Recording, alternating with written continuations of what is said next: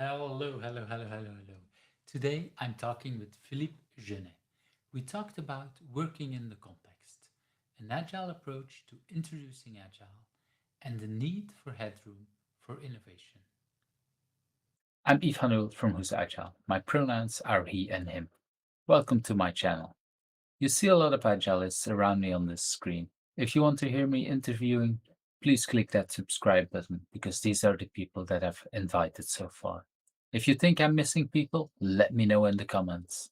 And that like button, well, if you like today's interview, don't forget to click it. Hello, everyone, and hello with me. I have Philippe. I guess that's how I should pronounce your name. Yeah, absolutely fine. Absolutely correct. Thank you. Thank you. Well, and for let's immediately jump into where we are before we jump into the questions. That's always nice to show a little bit. I'm in Ghent in Belgium, and if I ask Google to show me where you are, it should bring us to Red Hill in the UK. Is that correct? That is correct. And let's This Red Hill is a little suburban town, let's say, outside of London, and very near, as a point of reference, the Gatwick Airport. right. Okay. So that's it's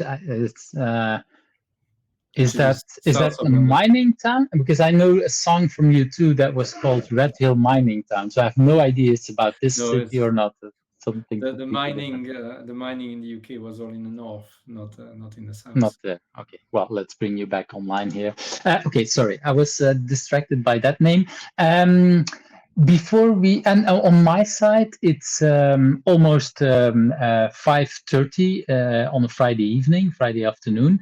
What's the time on your side? It's 4:30 UK time.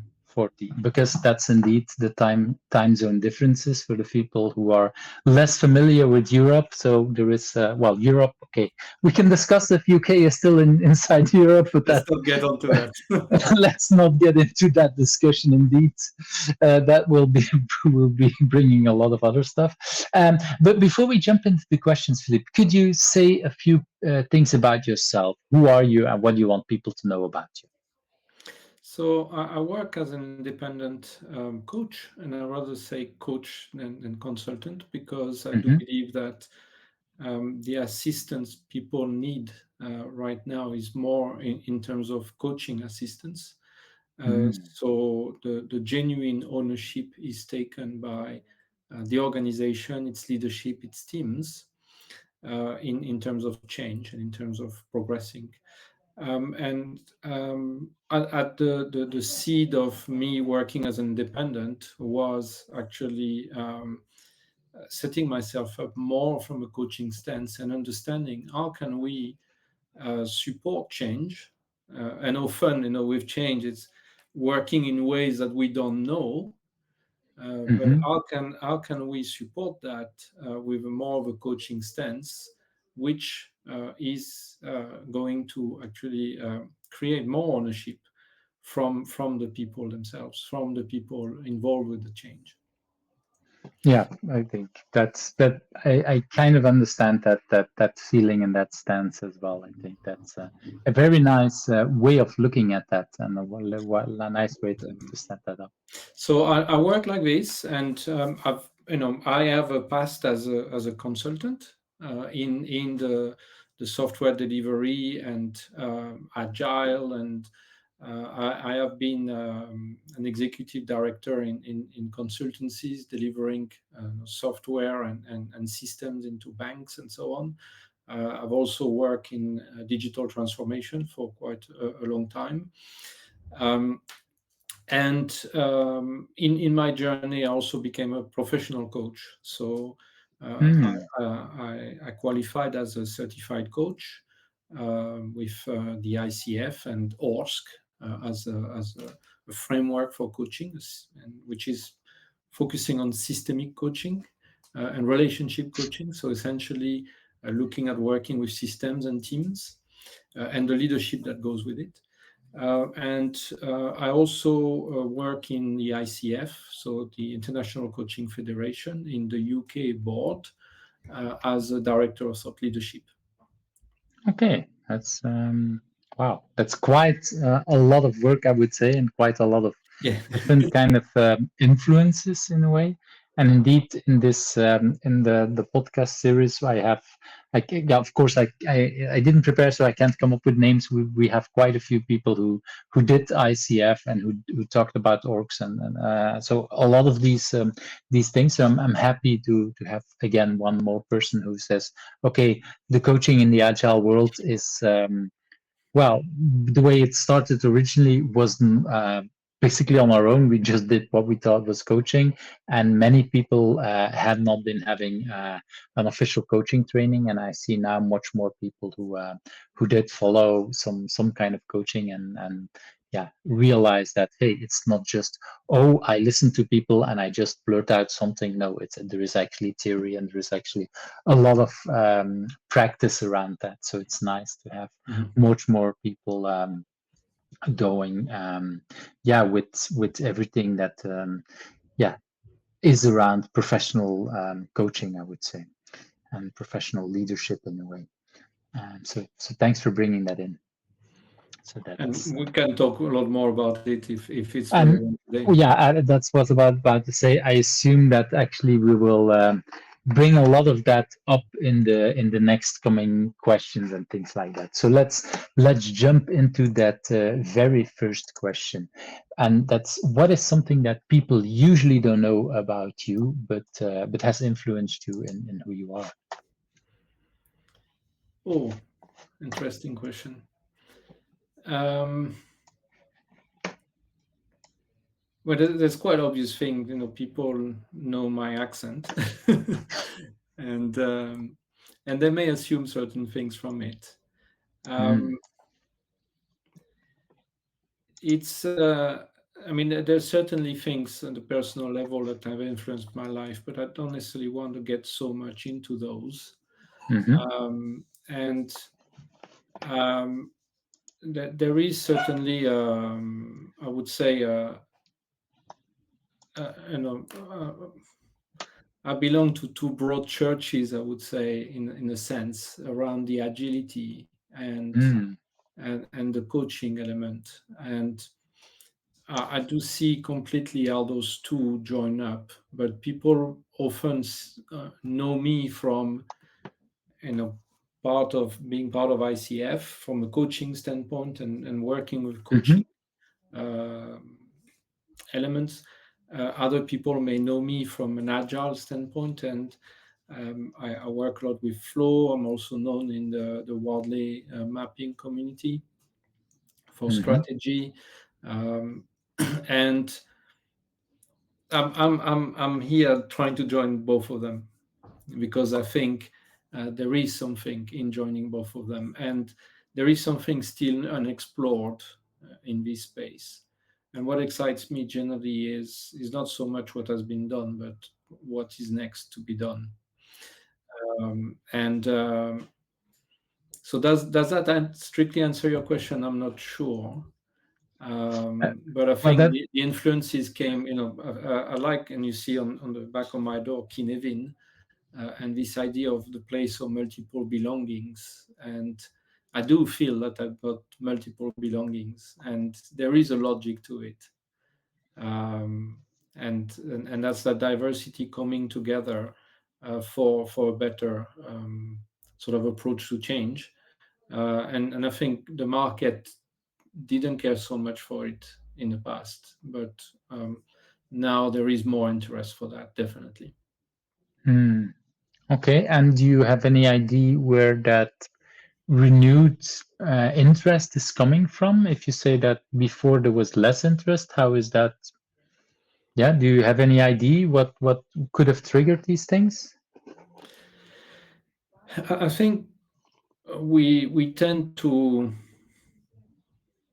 work in a way that or change tends to happen with, I mean, whether we call that fad, and I don't think it's strictly fads, but there is a fashion, there is a trend, there is something where a lot of people look to embark on, and likewise customers or clients tend to want to embark on that as well, and that creates the need for change, and that momentum um, is on agile, strictly speaking, is probably dampening right now. And we see a lot of social posts on that. And also, some organizations have let go some of the people that were basically running their agile practices and so on. And some people read into that okay, that the game is over, but it's not.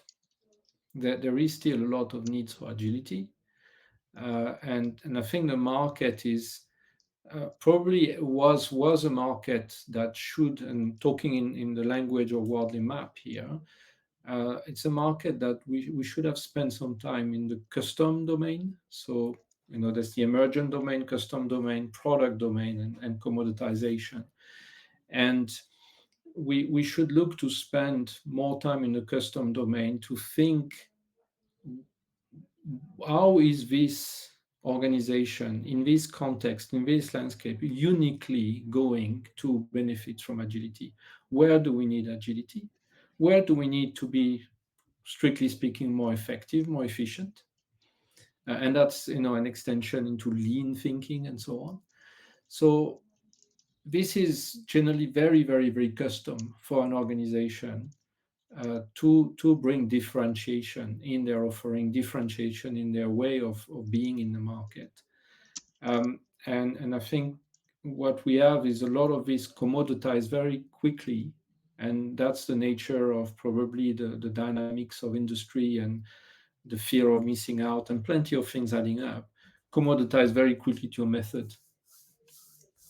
And maybe that first wave that we've experienced of agile has been that sort of everybody embarking the commoditization when it should have been a bit slower. So I think what we're seeing is another cycle or other cycles of iteration of new things, new perspective. And personally, I'm quite glad that there isn't a next wave, strictly speaking, with a next big brand that everybody can embark on, because it forces us to work more in the context and regroup on, okay, what does that mean for you here? And where do we need to focus? And where are we going to improve? And how we start making a difference? And when we start focusing on that, we get a more meaningful sort of change. So I think there is a stage, a little bit of confusion, maybe, but maybe that's the wrong word. There's a stage of transition where people are kind of thinking, okay, that has happened. What is next to happen? And that's where we are today. And it could go all out for something else. But I wish that it's going to recenter on, okay, let's recenter what's meaningful for us. Let's recenter of the context, the landscape, and how to explore that and exploit that best. Mm-hmm. It's yeah, and well, to say it with Cynefin, there is a lot of stuff going on. There is a lot of context, and there is a lot of yeah, complexity and in the answers and in the possibilities, I would say, because it's what works in one company and what's in that environment might feel completely different for someone else than it feels for you or for me. Absolutely. That's And you know what? We haven't applied so well what we preach to change. So, Could you give some examples? What do you feel that when you say we, who is we? Let's start with that. It's a bit You of a mean royal view way of transformation, people change people, right? Okay. but also the people that are consuming that at the other end of it. A simple thing like the theory of constraints, you cannot change so many things in one go. And so what are the people ready and able to digest and genuinely adopt? And instead of training to everything and developing every perspective and so on, can we focus on what is that first increment we're going to do, and how do we get cadences of increments of change, which is an agile approach to agile. Exactly. And I would, yeah, to add one of the things that I typically add to this is that I don't know if you're familiar with the Satir model of change. No, I'm not. So yeah, okay. Let's not go completely into that, but I'll link to the model as well. But in yeah, what we see in that is that there is some change happening, or there is something that so there is a certain situation, there is something happening which creates a change. Then there's a lot of chaos. Then only at some point things go better, and then we go to a new status quo. And typically when people look at that model, they see it in the way you say it, like with one limited change.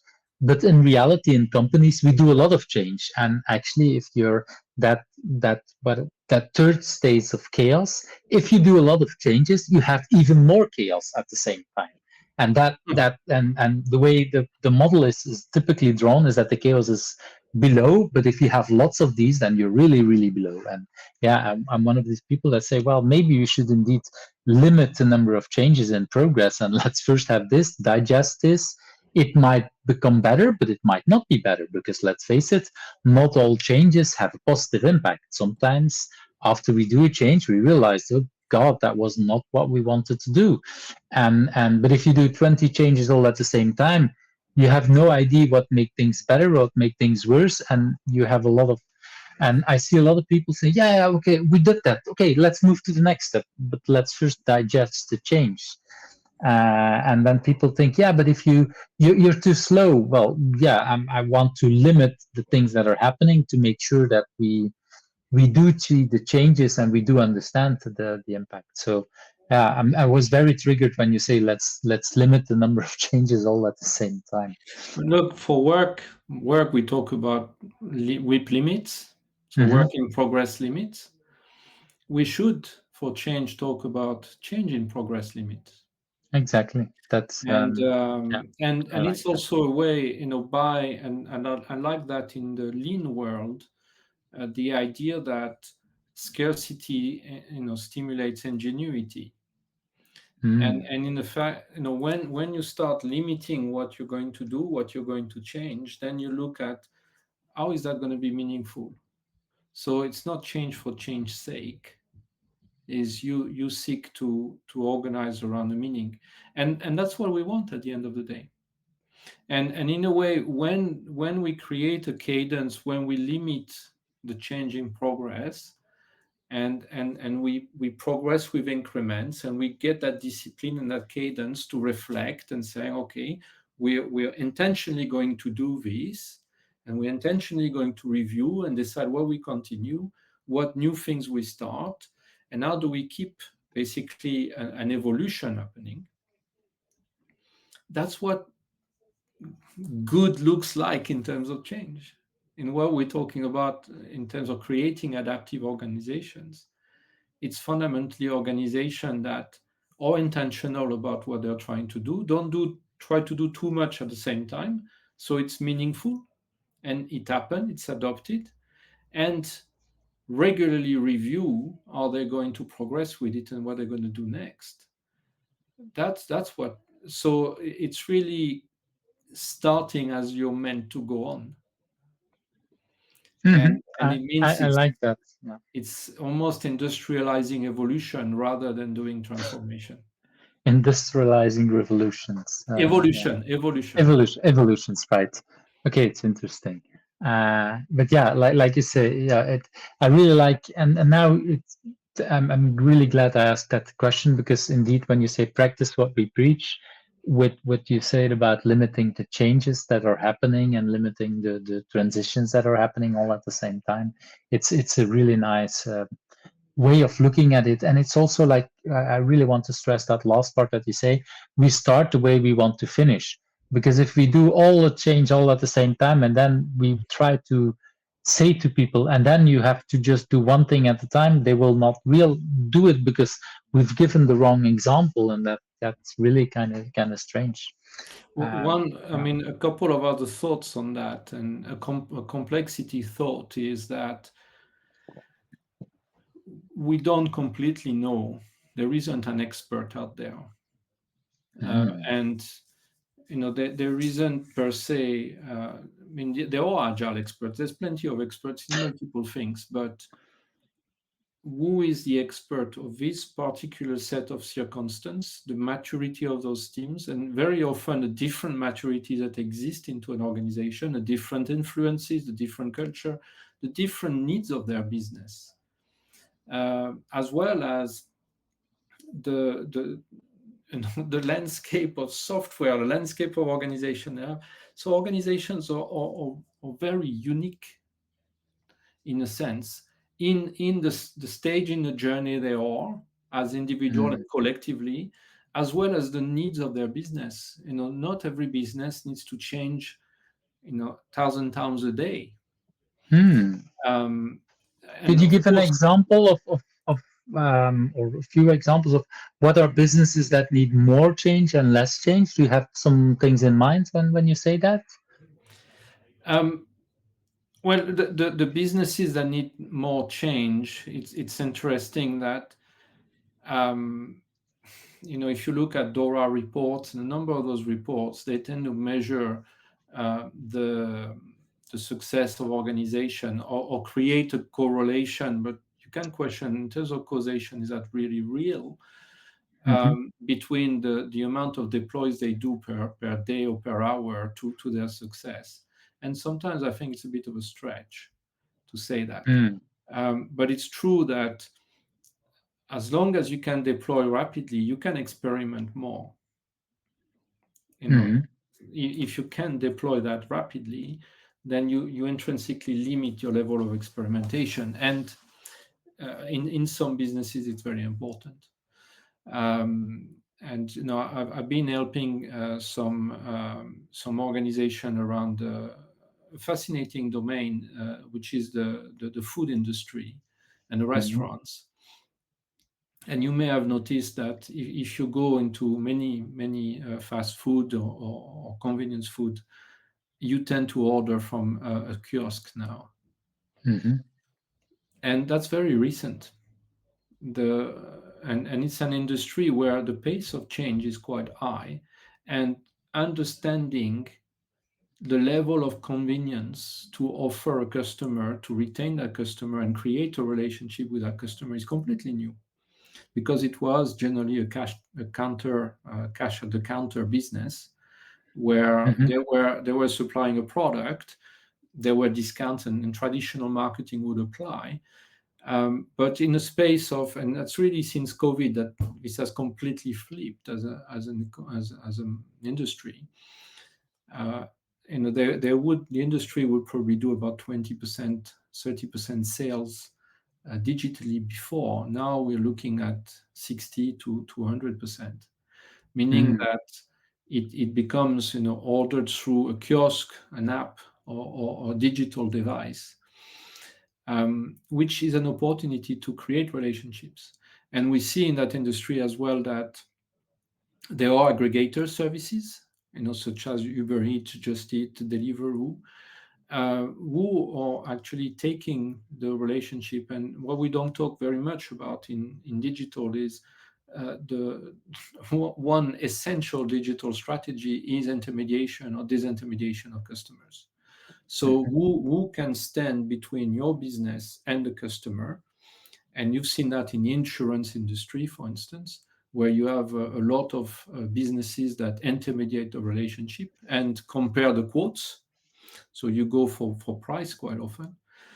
Um, and you see that in many other industries that has materialized, like Airbnb competing with the hotel industry.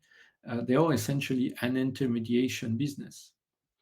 And for traditional businesses, what happens is they get pushed into being the commodity of those intermediation business unless they are creating an intermediation with their customers. Mm.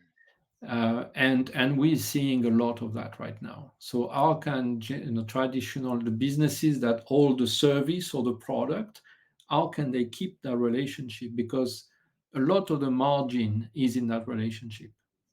Mm. And if you Right. look at retailing, for instance, Amazon has done a brilliant job at creating a convenience, and they haven't invented anything fundamentally. They have played on the convenience. And a department store was offering convenience in your nearest high street. Amazon has just shifted the game to do that on your doorstep. You can order pretty much anything from anywhere in the world to your doorstep within 24 hours or 40. It's fantastic. I mean, it's incredible. But that's where the Mhm. margin is. The margin is not so much on the product anymore. It's on the convenience to get it to the customer. And that's what we've seen a lot in digital. So an example, in the food industry, this is completely happening right now. And there is an awful lot of emergence thinking, how do we engage the customer? And you need to actually provide new features, new capability, new convenience very, very quickly to understand what works, what doesn't. Mhm. But And you that's need that relationship with that customer to do these changes. I mean, if you don't have that connection, then yeah, you're basically lost because you yeah, can't do and that. it's not easy to create because you need the services as a justification for the customer to engage with you.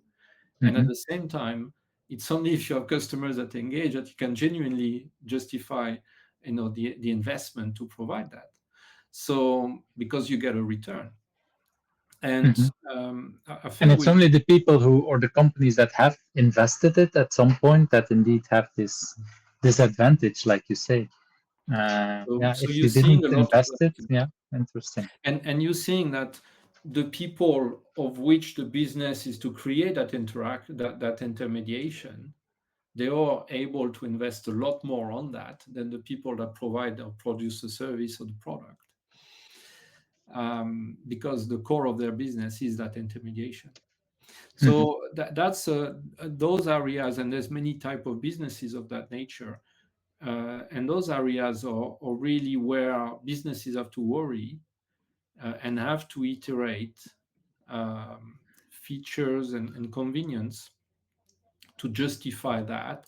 And indeed, the pace of experimentation, the pace of delivery, the pace of progress is important because they are in a highly competitive environment with people that are digital native, and they are at risk of becoming commodities. Um, and on the other hand, you have businesses that have a lot more resilience in a way.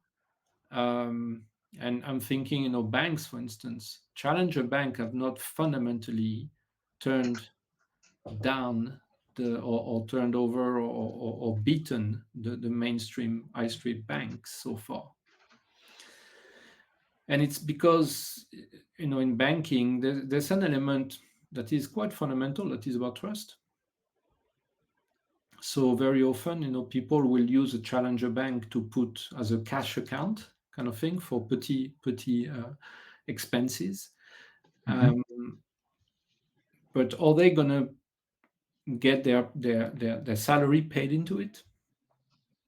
Are they going to run their business? Are they going to get a loan or a mortgage from them? It's less obvious.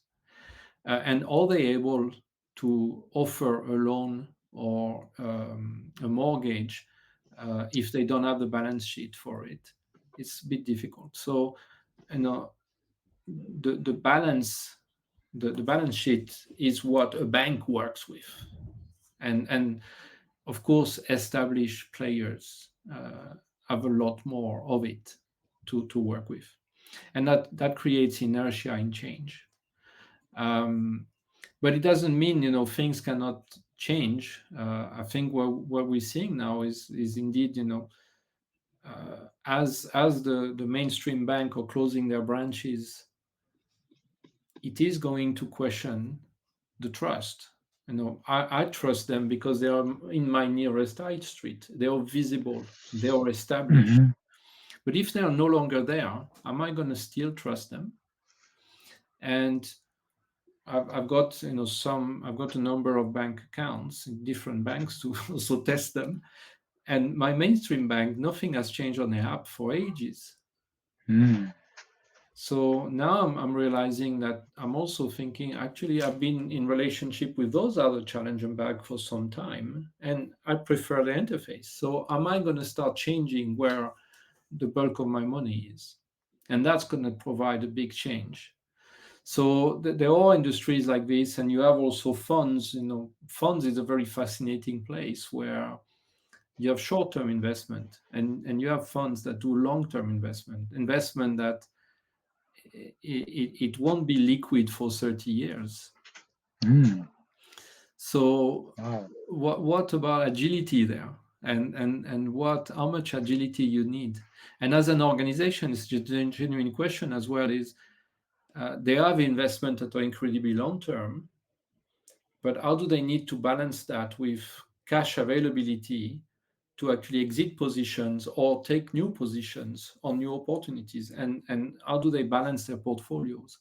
And that's And where where do they have the feedback? Because of course, if you're in for the long game, and if nothing's changing in a long time, feedback is typically you make a change and you see, yeah, you see the result of a change. But if you're talking about things that don't change for a long time, is there feedback? And yeah, that's that. well, in funds, the feedback is pretty plain. Is do you get a return, and do you and all those investment, increasing in value, or they decreasing in value fundamentally?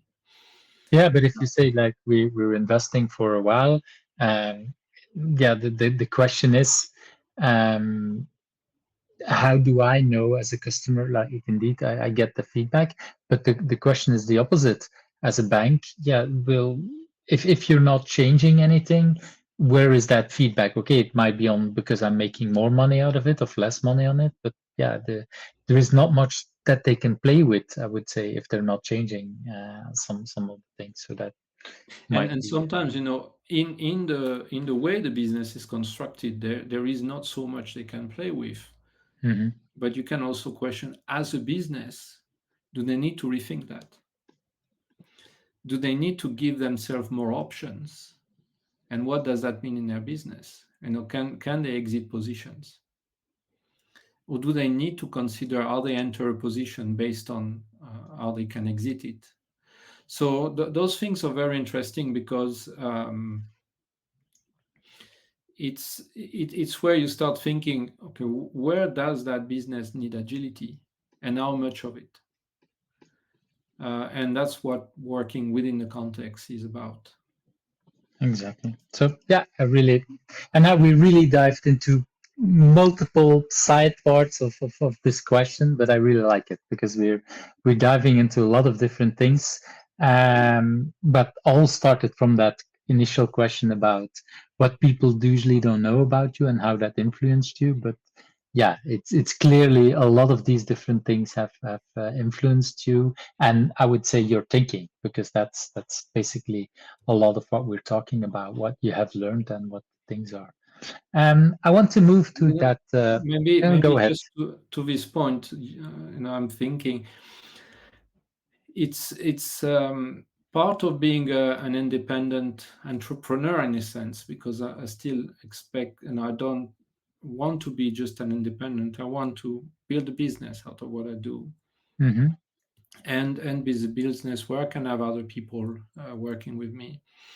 And part of it is to think all the time. And one thing I discovered in that journey is that when you are an independent, a startup, you have to reinvent yourself all the time.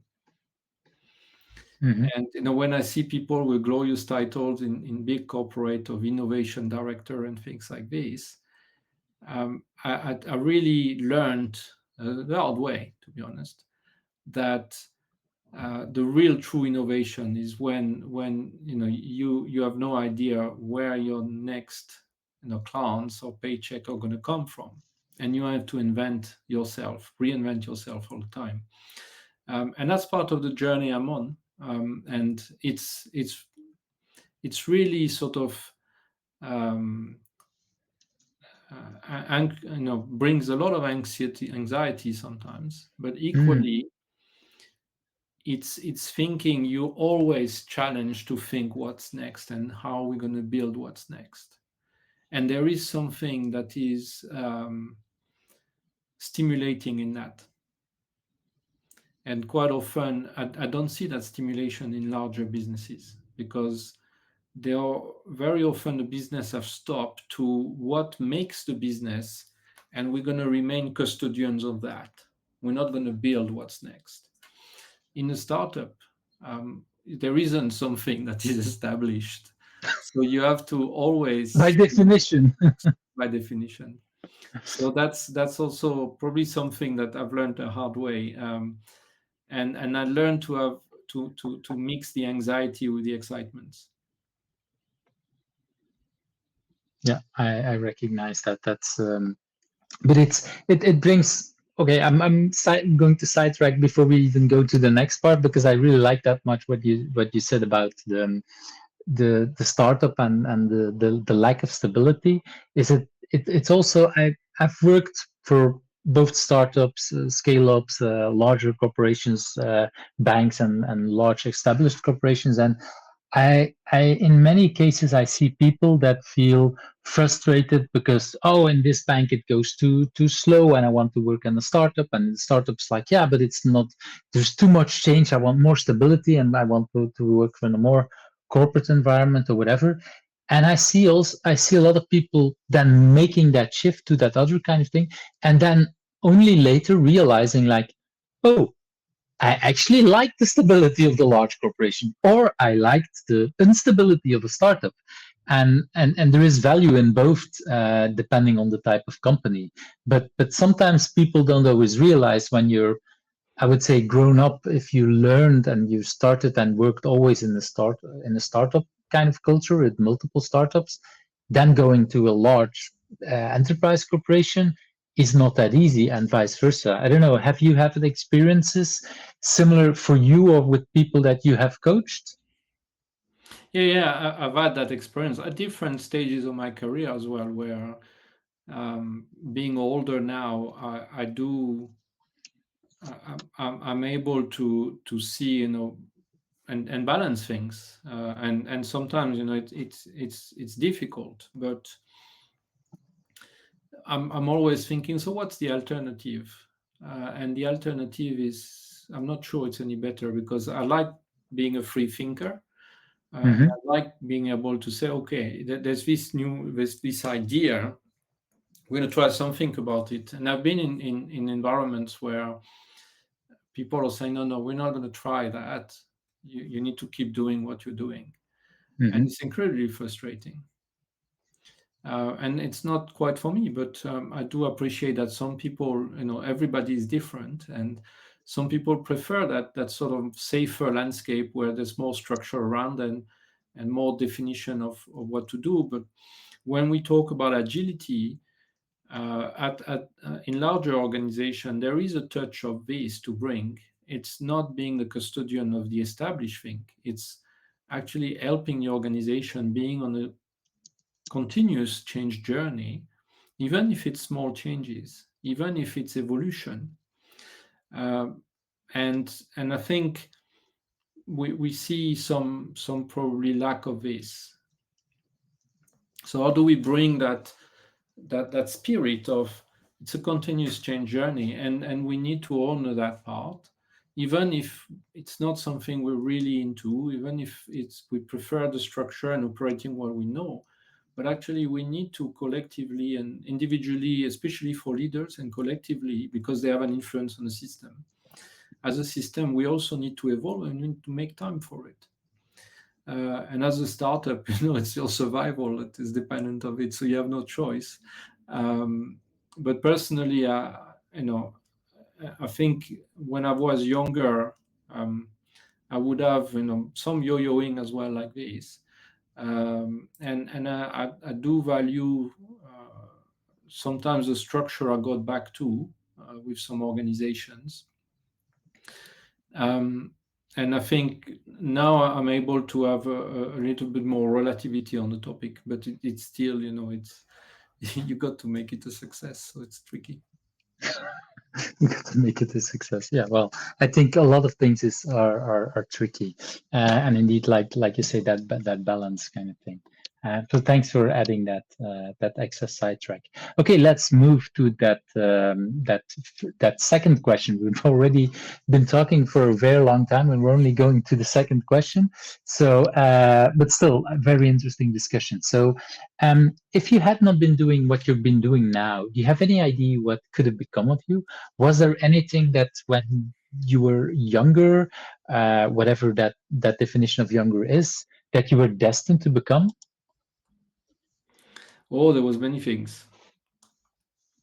When I was younger, I was actually I was a BMX, so I was a sports person, and I was racing BMX. And now in the Olympics, it's crazy what they do. But I was a racer back then, and I could have probably, I had a good level, and I could have carried on. But I stopped for my studies, and I couldn't combine the racing with the higher level studies. But the sports has certainly taught me some hard lessons, and sometimes it's interesting to in high level sports when everybody has the skills, everybody has the training, the fitness, and so on, and it's how you show up on the day, and knowing yourself and knowing how you're going to get to be performing on the day. And sometimes you have a day off, and you worked an entire year to get to that final where you want to win it, and actually on that day you just nothing clicks. So you have those setbacks, and you learn to live with them. But also you have sometimes when it clicks, it's just fantastic. And those things, in the it builds your resilience in business afterwards, or in the working lives. So that was a great thing. I was also I loved. I was writing when I was a kid. I was writing to NASA, and it was a time when there was an internet and so on. And NASA was sending me pictures of their the space program, and especially the space shuttle at the time. And I'm immensely thankful for that. And it's interesting how the space race and all this is very fascinating about how people have created the whole thing, in terms of, and I really recommend a book called Failure is Not an Option, from Gene Kranz, who is the person that created the flight command center for NASA. Fascinating. And you realize that, and I done a talk on that launching a rocket feels really like a waterfall program. But actually doing a program like the Gemini program, and then after that the Apollo program, is actually a very agile program.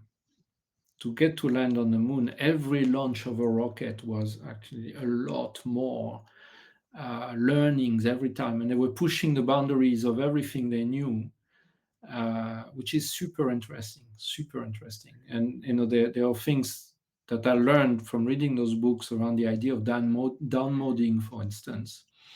So down moding is that you try and keep the mission objective whilst keeping astronauts safe. And if you think about Apollo 13, for instance, the mission objective were cut short really quickly because they had to keep the astronauts safe. And it became very quickly a rescue program. But still, they thought, okay, we're not going to make the moon anymore, but we're going to go around the moon. Well, we're going to bring them back to Earth. And what do we need to do so they're still alive when they come back here? So the mission itself, changed, and at the end, when they would be able to return to I was about to say to Belgium, but when they're able to return back to Earth, we would feel it as a successful mission, even if we were never able to get to the moon. and in Yes. that way, it didn't fail, but indeed the objective of the mission changed drastically since we've started the mission. Basically, They that's called what it I'm the hearing. most successful failure. Yeah, I heard that. I already forgot that the most successful failure. I really like that. But Um, other missions had basically, they had to test 10 things, and sometimes they had to cut short the mission and only test 8. Sometimes they didn't know something, so they had to deorbit earlier. And it's interesting to see how a lot of those things you don't necessarily see are incredible agility, but also in the context of an overall, there's a mission objective, and then we adapt. So all this was, and maybe if I'd done something else, that would have been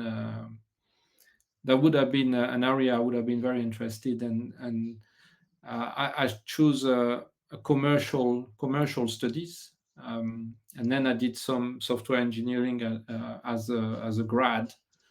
Um, but if I had to choose something completely different, I'm also quite interested in. I think I would, if I redid all my career and all my studies, I might be interested in being an architect as well. wow, I like. that's I'm, I'm asking this one simple question: what you could have been doing, and I think we're at the third or the fourth answer.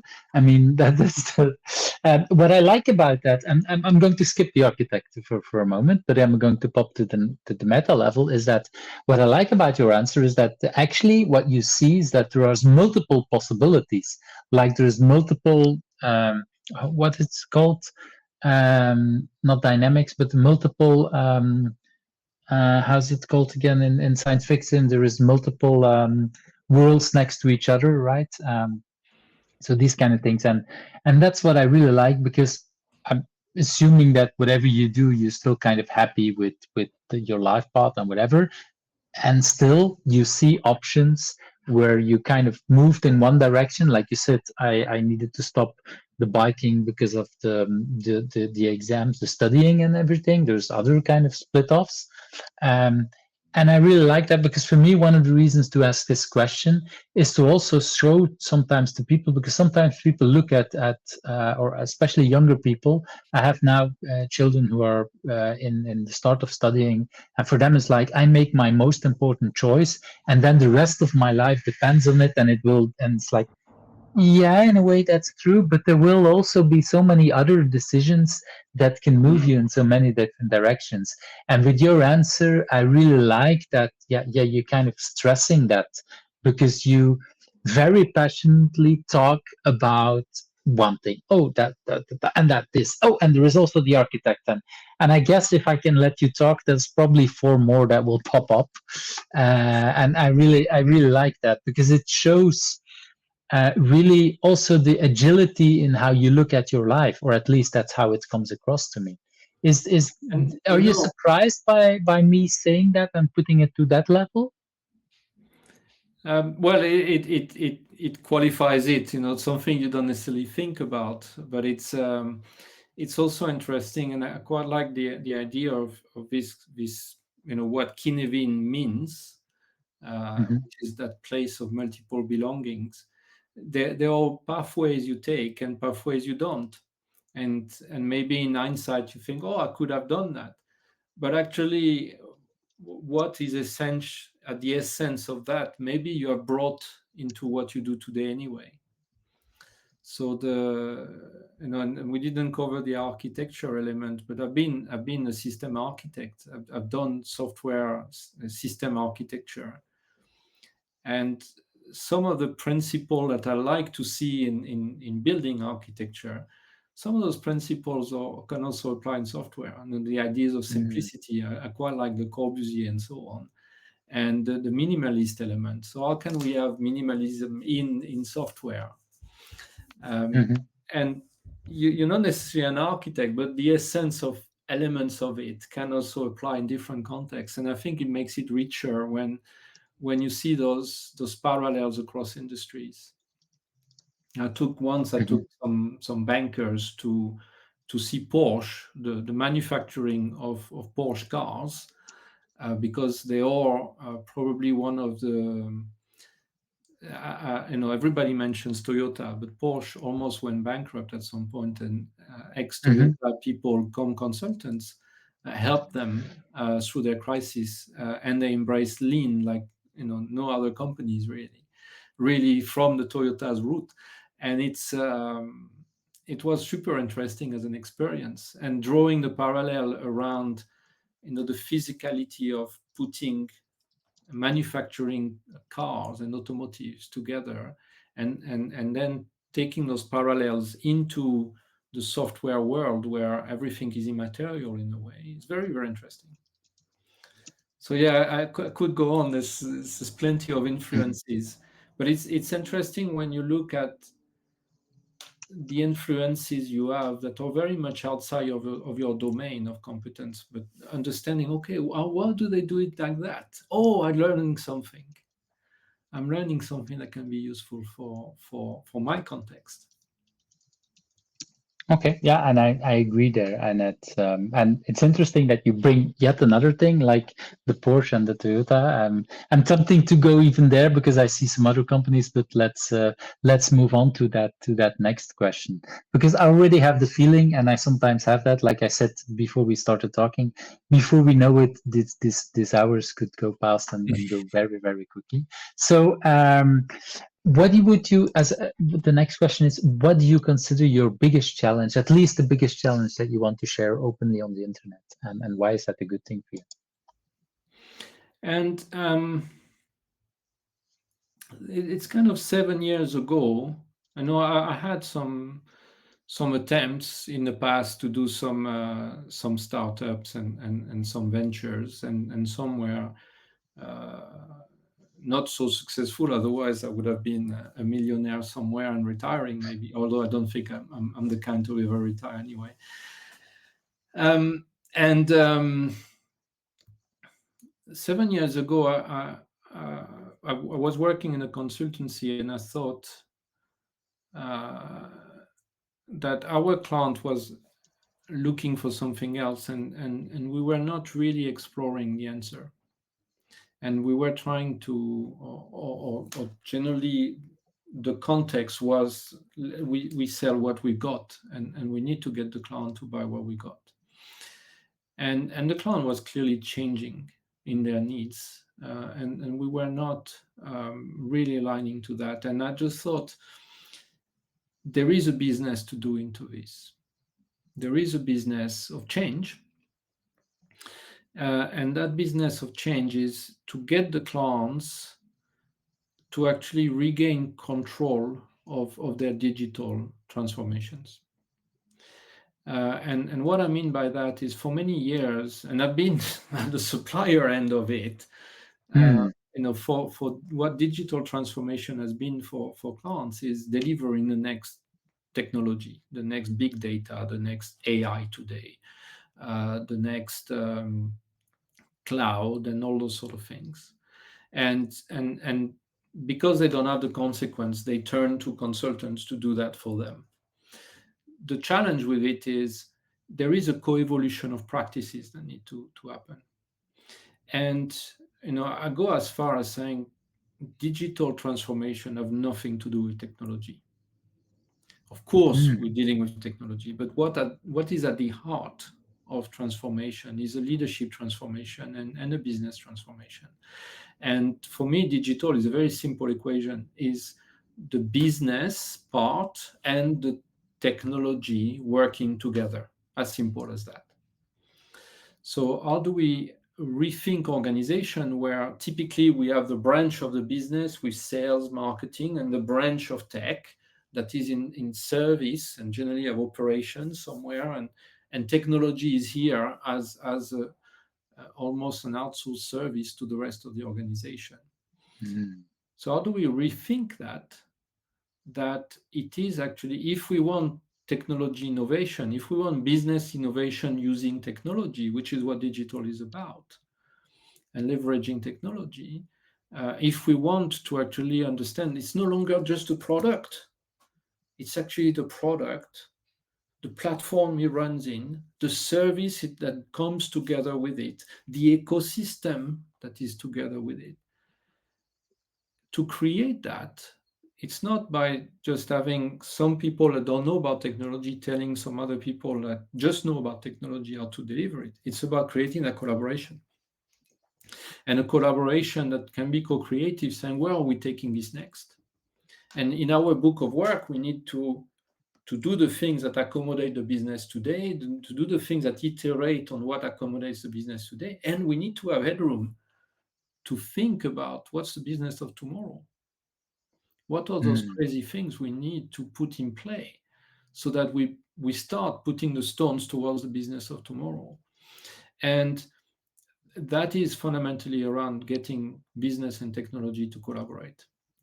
And organizations are not wired that way most of the time, and quite a way away from that. So what I set up to do is to change that, and I realize as a consultant I'm part of the problem, because they want solution. What they need to really have is the capability to figure a solution for themselves.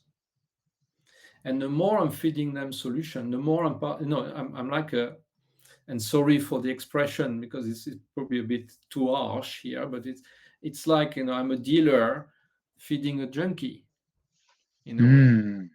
It's not, and sorry, it's probably a bad image, but nothing else as impactful come to mind. And I didn't feel right to be in that position. And I felt I need to transform myself to be offering basically something where they are I'm going to help them figuring out the solution, and the intelligence is in there, as long as they build a technology capability and they work together with the business for themselves. And that's been the seeding of me as an independent. But the intention is certainly to change coaching and the consulting sort of approach to help client to more of a coaching approach to change client. And part of this journey for me has gone as far as changing my career from a consultant to a coach, but meaningfully so. It's not calling myself a coach, by advising clients in a different way. It's actually genuinely reflecting how do we bring a different engagement model, a different relationship with the clients, and how do we redesign that we actually set the scene for the client to take responsibility and to connect themselves and to progress with that. And that means, things like rewiring organizations and understanding how do we align the teams to the flow. What is the flow? What is basically how things flow through the organization? Then how do people work together? So how do we work in teams? How do we work in teams of teams? How do those teams connect? What's the right balance of collaboration they need to have versus cooperation, maybe? And then it's how do we work more from the strategy? So how do we have a strategy that becomes more emergent? Here again, organizations are not wired for strategy that is emergent. What we tend to have is organizations have quite often still a concept of white collars that think and organize, a planning that is the glue of the organization, and the engineers that are effectively the blue collars that deliver. And engineers aren't blue collars, they're white collars. And the white collars should be a bit more blue collar. If you go by the idea of lean, the management goes to the place of work, they do Gamba.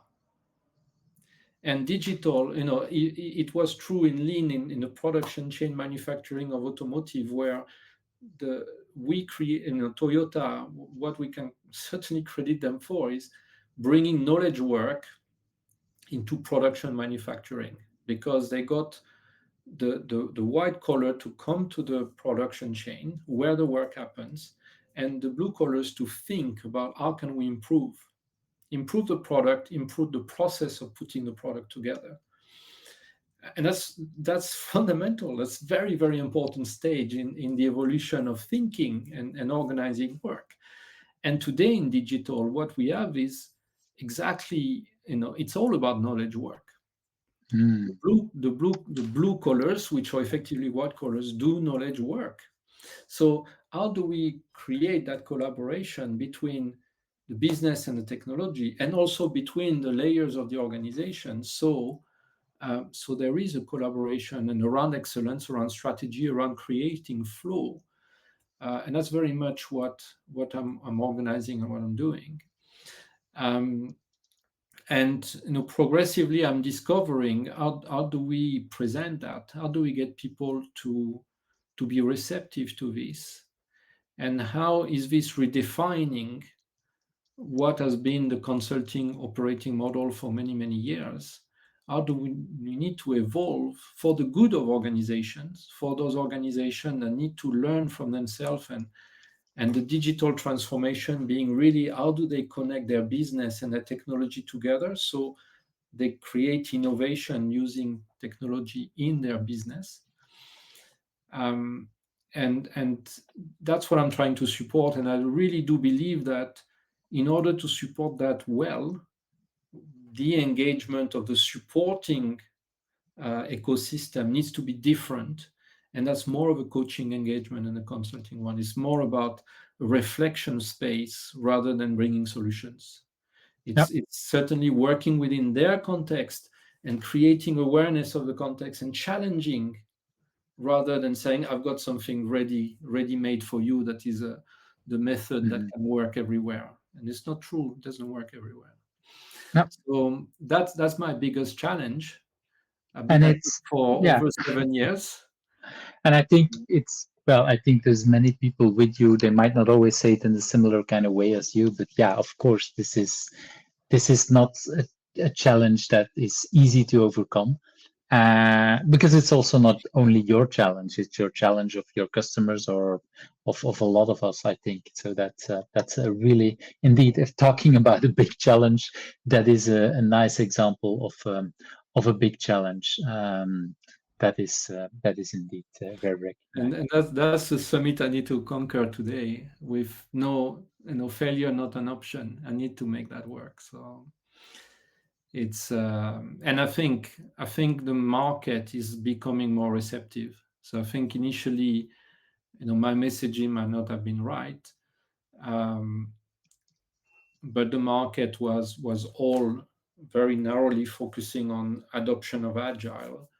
Now I think people are reflecting more, and we see that that being more explored. So Hopefully, hopefully indeed, and I it think will I'm work. I'm I'm I'm hoping with you. And actually, I have the feeling, but let's go to that next one. But I have the feeling that you kind of already explained a little bit or answered a little bit this question. So, what is driving you, Philippe? Is what you just explained also that driving power, or is there more? And yeah, I did answer a bit that question, but probably one drive and learning. When you do this and when you become a coach, you reflect on yourself a lot, and you do supervision, you do things like this where you reflect on who you are and how that translates into how you work with people. And fundamentally, the reason of my move was also I couldn't live with um, the disingenuity in a way, or for me, it's important to act as I think.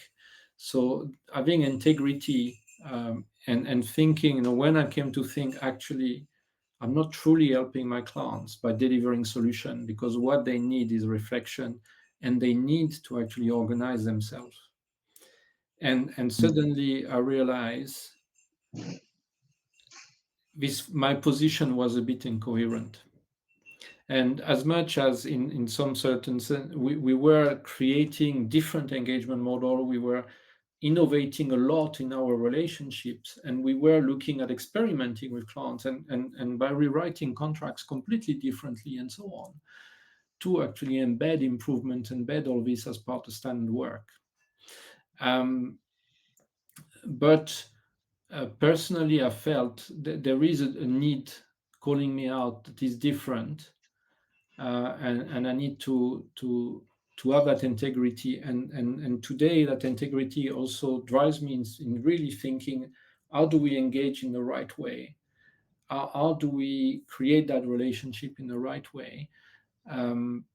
That it will work. The way the engagement is designed, the way the offering is designed, is really to give that responsibility to the client and actually co-create and engage with them in that way. And integrity is certainly a big driver. How can we hold that coherence? And in a way, when we were discussing about preaching, or applying what we preached, very often I find myself, talking to leaders and saying, you are actually here to hold the context. The more you get involved into hands-on, the less you're getting the chance for people to step in and take initiative. You need to actually ensure that you hold that context, and it's not trivial to hold the context. It's really difficult. But continuously reconnecting people to accountabilities that they have to each other, to the system, to the progress, and continually stimulating that. And in a way, that's what I'm doing as well for myself. So how can I be coherent? How can I continually reinvent myself? How can I, when I put something together, I'm so proud. Yeah, I'm really happy about what it's. In 1 year's time, I look at it, it's like, how can I even think that was good? But it's because my thinking Mhm. has evolved. And that's important to not stay static and recognize that knowledge is continually evolving. That's also why I haven't ever settled to write a book, for instance, Mm. because the knowledge for me never really settles, and a book will take a year and a half, 2 years probably. Knowledge evolves so much in that time. That I think it's uh, yeah, very much nice statement. A book takes a year or two, and probably depending on what type of book, a lot more. I see also a lot of people now going for more, yeah, things on the web or writing multiple ways because exactly the reason that you say things are evolving. That's one of the disadvantages of this interview because, of course, we are recording it just in 1 hour, so that's much quicker. But I'm pretty sure even by the time this is published, your ideas or have already evolved and things have already been changed. Yeah, and that is part of reality. And again, I have the feeling that with this question, you're in a way already kind of going to that next question again, because the next question is, what do you consider your biggest achievement? And when I hear you talk about that drive, and I hear you talk about a lot of that, again, it feels like these are achievements. I don't know if it's your biggest achievements, but it feels also the way you talk about in a proud way about your growth. I would say it's for me it's like already a kind of achievement. But I don't want to answer for you. So, what do you consider your biggest achievement so far? And that's an interesting question, because I have reflected on that so far. And when we talked about, and I'm glad you asked the questions earlier about what it could have been. Um, one thought I was having when I was racing BMX, I thought I never enjoyed a win. And of course, on the Mm. moment, you enjoy winning a race. Mhm. And I'm convinced that most of I wasn't a world champion by all means, but Mhm. I had a good level in France, and I was also on the map at the European level. Um, but as soon as you cross the finish line, every the relentless drive athletes have is when they finish a finish line, they cross the finish line, they're already thinking about what's next. They Mm. never really enjoy a win. And yes, they pop the champagne and they're happy, Yeah, but they're exactly. But so relentlessly focused on the next thing already. And well, we're recording this at the end of August, almost at the end of August. So, beginning of the summer, we had the Olympics, and I watched a couple of multiple kind of teams, and the team kind of sports is always like you do something, you win, but you can be happy about the win, basketball, football, whatever, but you know that the next day you have to compete someone else because it's a tournament. And for me, that kind of says or you're kind of saying exactly as what I saw there. People being happy or being sad because sometimes they might have lost, but you can't dwell in that emotion because you have to prepare for that next stage. Is that a little bit what you're talking about? Is that your experience that you had? Yeah, and that experience, and to answer your question, and actually there's another anecdote as well. I'm quite into motorsport and all this as well. And Enzo Ferrari, when he was asked which is your favorite car, always said the next one. Oh, I like that. I So like. you know, if you want to, and whether you succeed or not, I don't know, but I do believe that when I look at the past, I never really value an achievement. I'm always focused on what's next. So where am I going next with this? So it's never stopping on something, never resting on a laurel.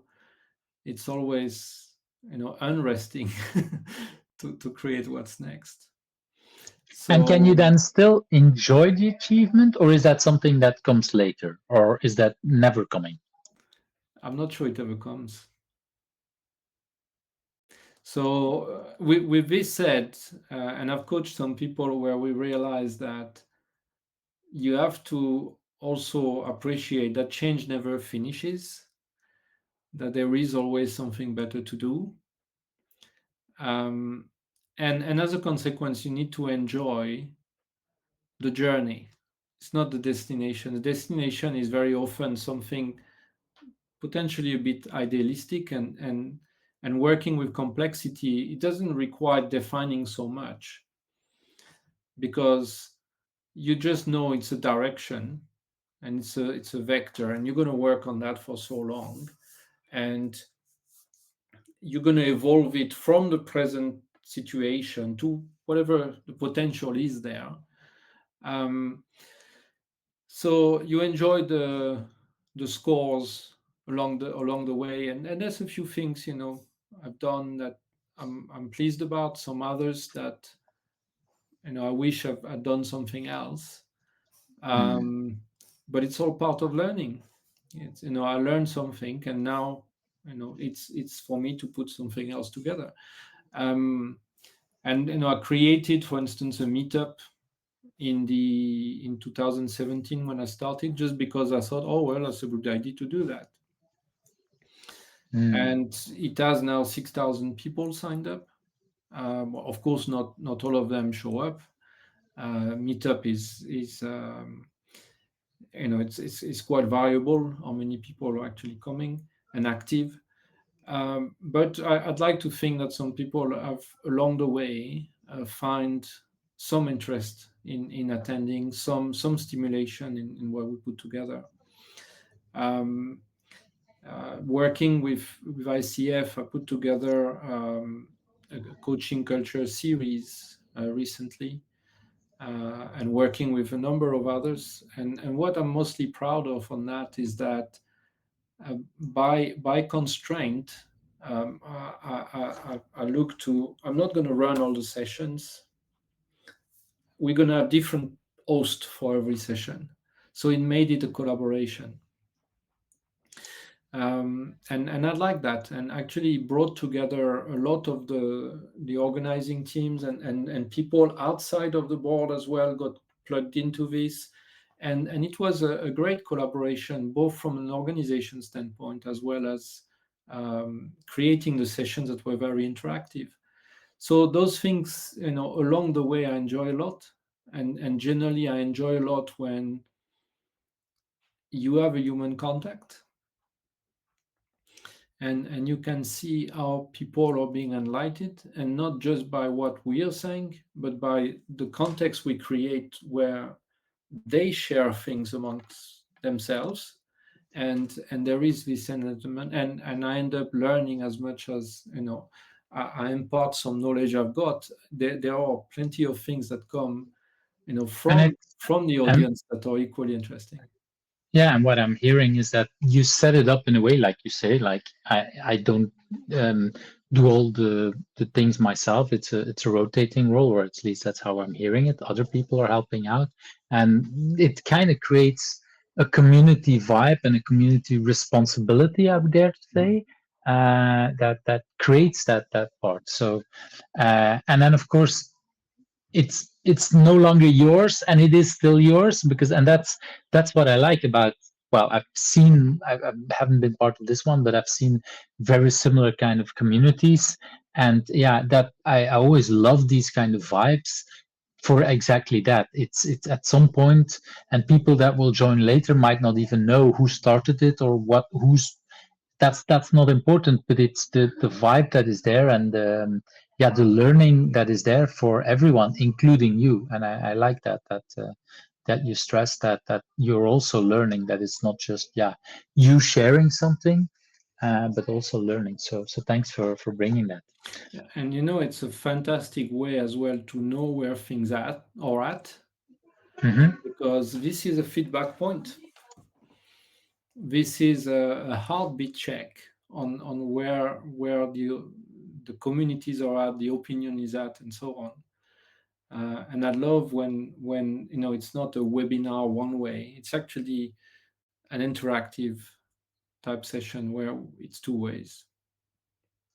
Yeah, I agree. That is what community is about. Otherwise, yeah, it's yeah, I've seen other kind of sessions, other kind of things where it's a one way, and it can be also interesting. But I'm personally also more triggered by the community vibe, where it's the collaboration and where it's everybody learning in all kind of ways. So thank you for sharing that. Let's move to that next question. Do you have a personal agility tip to share? Is there anything that you learned along the way that you want to share here? Oh, there would be quite a lot. You have to leave something for the next people who will come starting. So Agility. I mean, the way I tend to represent it is, there's, on the one end, there's basically the operational excellence. On the other hand, there's the innovation, potentially sort of groundbreaking innovation. Um, and this is a continuous cycle flow, where mm, when you find those sort of, and the groundbreaking innovation is not suddenly you have everything mapped out and you put it out there and it's such a great success. It never works like that. Is you have fuzzy ideas, and those ideas, by bringing them as early to the market as possible, they're going to start materializing. The more you experiment, the better, and then you see what sticks. And here as well, as agilists in the theory books, we have this vision, oh, we put something out there, it works, or it doesn't, and then you do something else. Well, most of the time it's very gray. It didn't work, but is it because it's not valuable, or is it because it wasn't visible enough, or is it? So you have mm, plenty of things, and you need to start carry on taking calls of, am I going to persist with that? Am I going to approach it in a different way, or am I going to change? And the interpretation of what you read of the market is never black and white. So there's this aspect of innovating, where you need to sense the vibe of the market, and the earlier you get with it, the better. And mm, sometimes, you know what, it's, you think about a training, for instance, something like that. Maybe you start advertising it and you see, actually, is there people interested before you even put it together. And I think what we have in corporations and so on is, because we're trying, people like de-risking things, and therefore there is a lot of overhead to innovate. There is no flexibility to innovate. And with the overhead, it has to land. And if you have to innovate with something that lands, you're going to play it safe. So an innovation is generally very limited. So the idea is really, how do you let yourself as early as possible in, riding the waves of the market and see where they carry you. And the affordance of that is often quite limited. And that's where agility plays a lot. It's how are you going to align yourself to the complexity and ride with it. But with this said, the strength of organization is also to industrialize. So when something works, how are we going to create a standard out of it? How are we going to make it repeatable? And that transition from innovation to standardization is important. And yes, there's some aspects of commoditizing or standardizing that can be reductionist. But how do you keep the essence as much as possible with something that is repeatable? And it's difficult. And if you think about the success of Amazon with the cloud, what cloud is about is a journey of trying something and industrializing it very easily. The big success is the industrialization, it's not the initial idea. It's how you industrialize it to scale. And what companies are about is scaling, generally. So there is this cycle of, and that's obvious on the Wardley map, when you get from Genesis to commodity, how do you ride that journey? How do you get that arc? Is quite fascinating, and it's as much as the arc, that journey itself, but understanding, letting yourself be in those that initial fuzzy place. And sometimes it's worthwhile spending some time in that fuzzy place. And equally, it's understanding, how do we standardize to get to the scale? But equally, I think that there is the other part of that loop that is around, so how do we keep, when we have standardized, how do we keep challenging ourselves? How do we keep innovating? How do we do iterative innovation, so small improvements, small features on top? And how do we do groundbreaking? And part of this process as well is, when you standardize, you should free up capacity so that you can expand that capacity on innovating. And there is an element of reducing waste, is about making something repeatable and as light touch as possible to repeat it. But it's not to get rid of the people, it's to get yourself the bandwidth to innovate, because innovation can be extremely time consuming, extremely wasteful, but positive wasteful. You want to throw away probably 50% of what you're experimenting with. Otherwise, you're not really experimenting. So what is your affordance for that? And the affordance is very often dependent on the ability to standardize, to have foundation to work on. And when I see organizations that have no continuous excellence, very poor Kaizen, and effectively, or dealing with incidents quite regularly, disrupting their capacity, they have no bandwidth to innovate. And we talk about innovation and people, looking to, but actually what they innovate with is sometimes very, very minor feature improvement. There is no genuine innovation. And it's not because they're poor at innovating, it's because they don't have the headroom to do that, because they are so bogged down to the poor standardization that exists, the poor excellence, and that comes back to bite. So, in that, if I would summarize a lot of what you just said, is that in a way, what I hear you say is that you need headroom for innovation.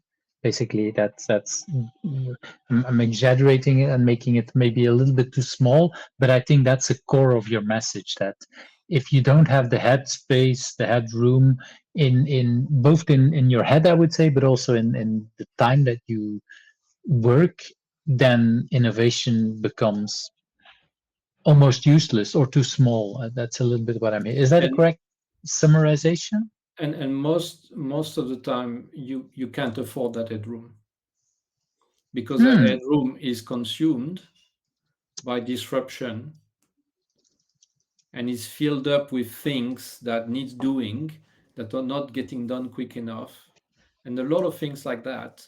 So you can't afford the headroom, But you can't afford not to do it either. I mean, that's and that's the the problem. thing. That's the problem. I think that's really a nice way of And looking at that. we see some organizations, and I've seen a lot of banks in that case, where the cost base is too high for what they have, and they look to cut cost.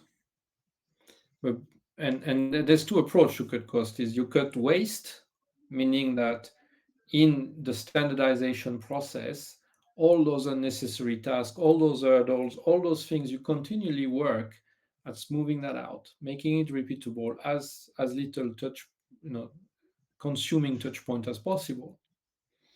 And that should be Mhm. continuous to free up your time to innovate. Now, what happens if you say, well, we haven't done enough of that, and we can't do enough innovation, but we need to reduce our cost? The only flex is reducing the people, but your problems haven't gone away. So you have severed your ability to do more innovation, because you have the same size of problems in your business and less people to deal with them. So you have constrained, reduced even more the headroom to innovate. Mm, And an organization should really reflect around, how do we cut waste before we have to cut cost? Because when you cut mm. cost, you're really cutting your business. I like that. I like that state. How do And you cut waste before you cut costs? so often, I've seen people saying, "Oh, we need to cut the cost. Can you drop your rates or whatever have you?" And it's like I can see from a mile away how much waste there is in your business, and you're not interested in those conversations. That's your Mm, problem. I really like that, and definitely I recognize a couple of organizations where that problem has been there. And indeed, then yeah, then we're looking at the wrong way to yeah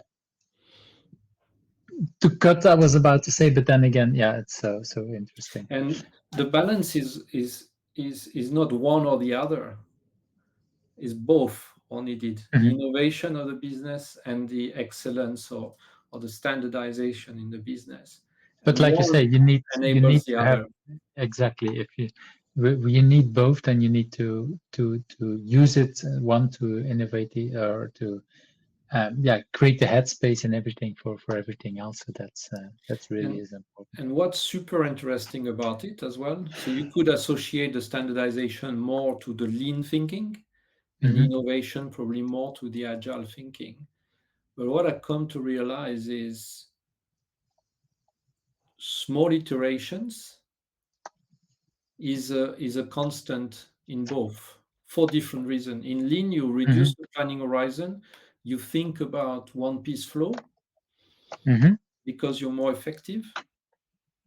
And in agile, you do the same because you can pivot to innovate. I like that. I like that. And I want to move. I super wanted interesting to now. move to that next question because we're almost yeah we're spending a lot of time with really very powerful answers, but also long answers. So I want to make sure that we do have the time for everything. Um, I want to know about remote work. Have you worked in remote work No. before, and what have you learned there?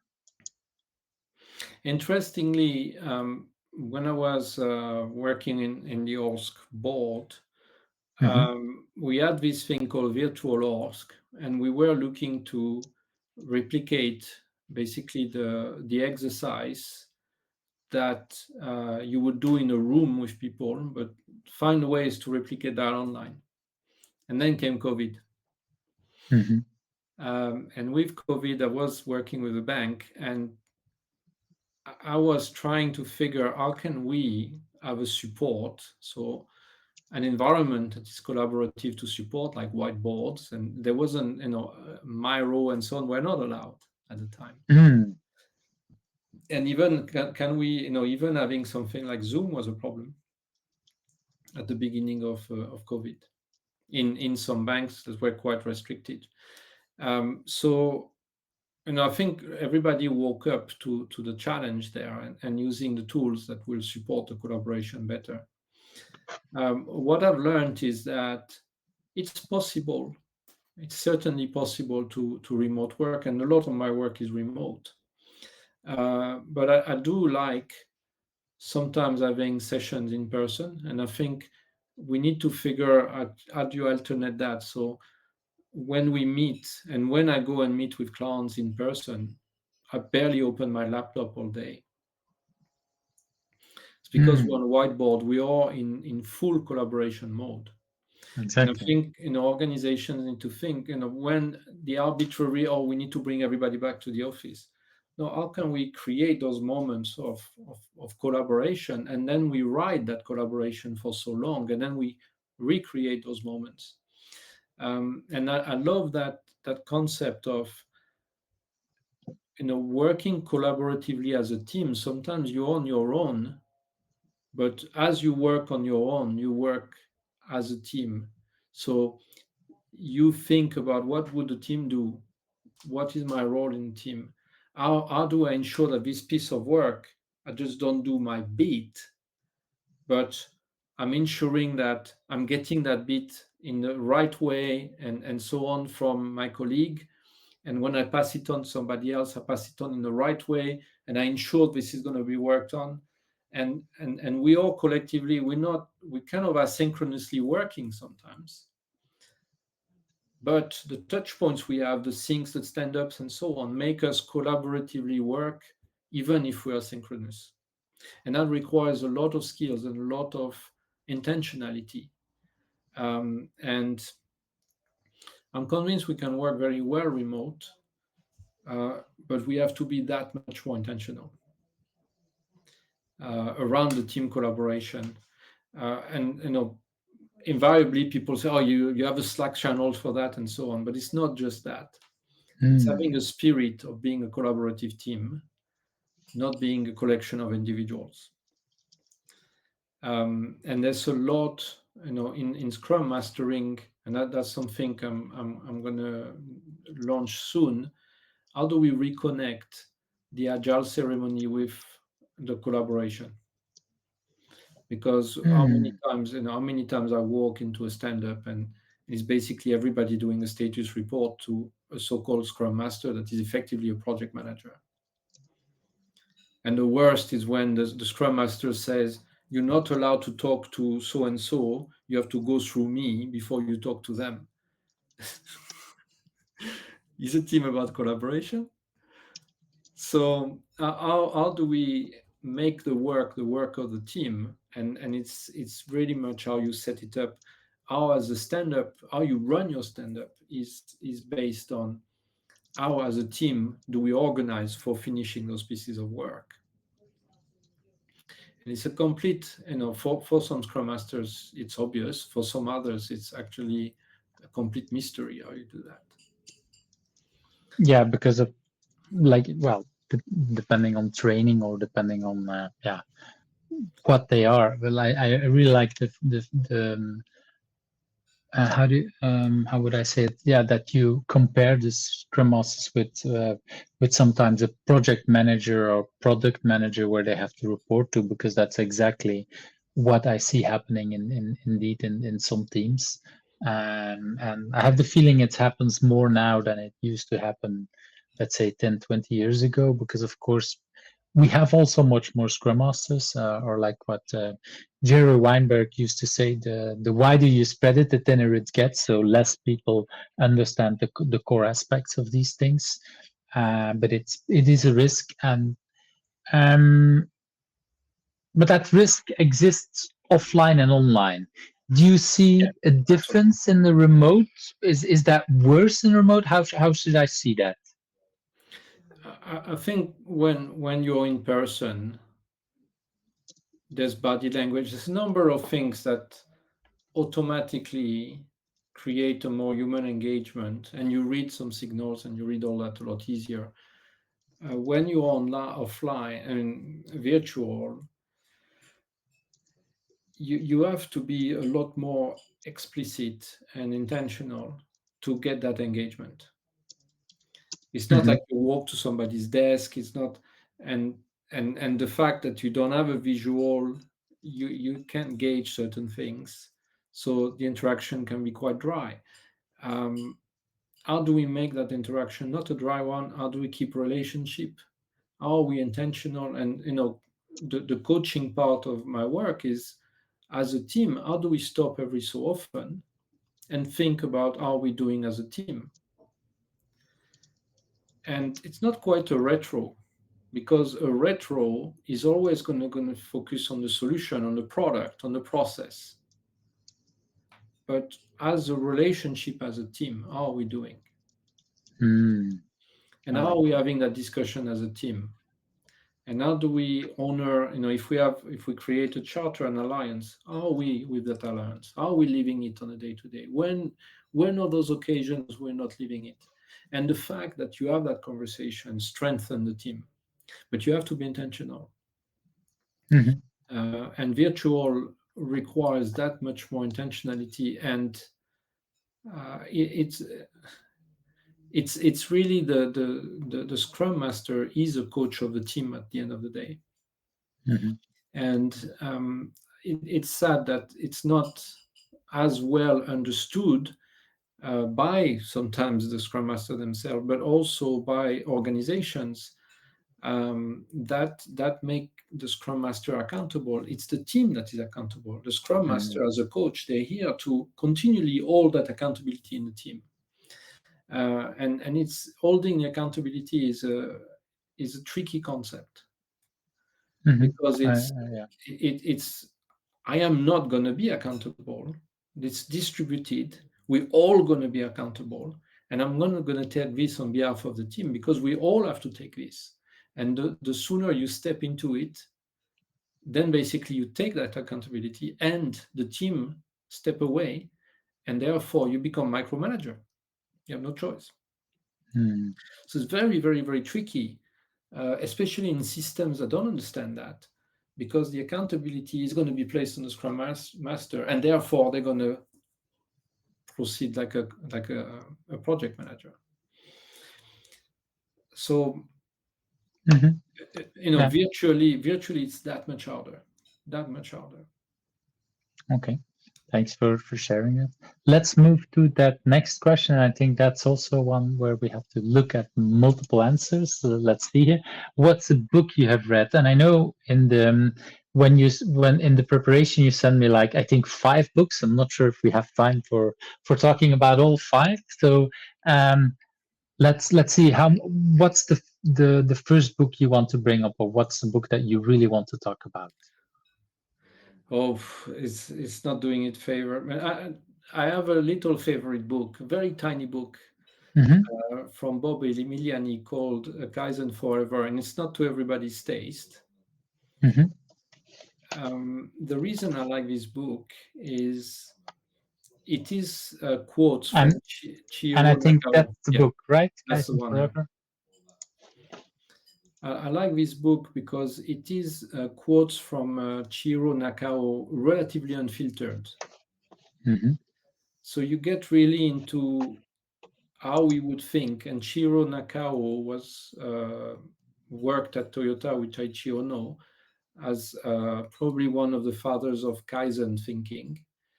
And he was also the sensei that went to fix Porsche, Mm, reinvent how Porsche functioned, and help them recover from their crisis. So, and it's interesting, those people were not. Of course, there are some ways of working and some methods and so on, but they were extremely principled. And there's another book called The Lean Sensei, which I like, that analyzes the relationship that those people take and the stance they take.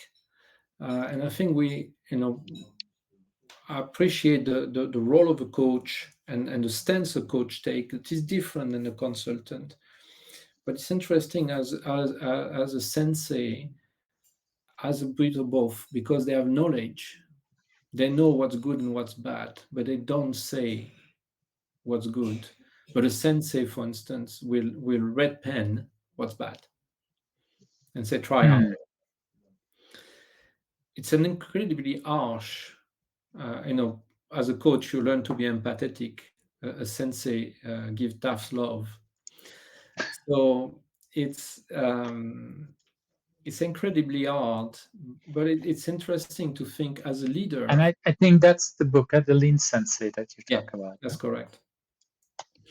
So as a leader, it's extremely interesting that we talk more about leaders with coaching skills, but we need to realize that a leader cannot be non-judgmental. They have to do an assessment for their people, so they will be judgmental. A leader cannot be not attached to the outcome. A coach has that luxury.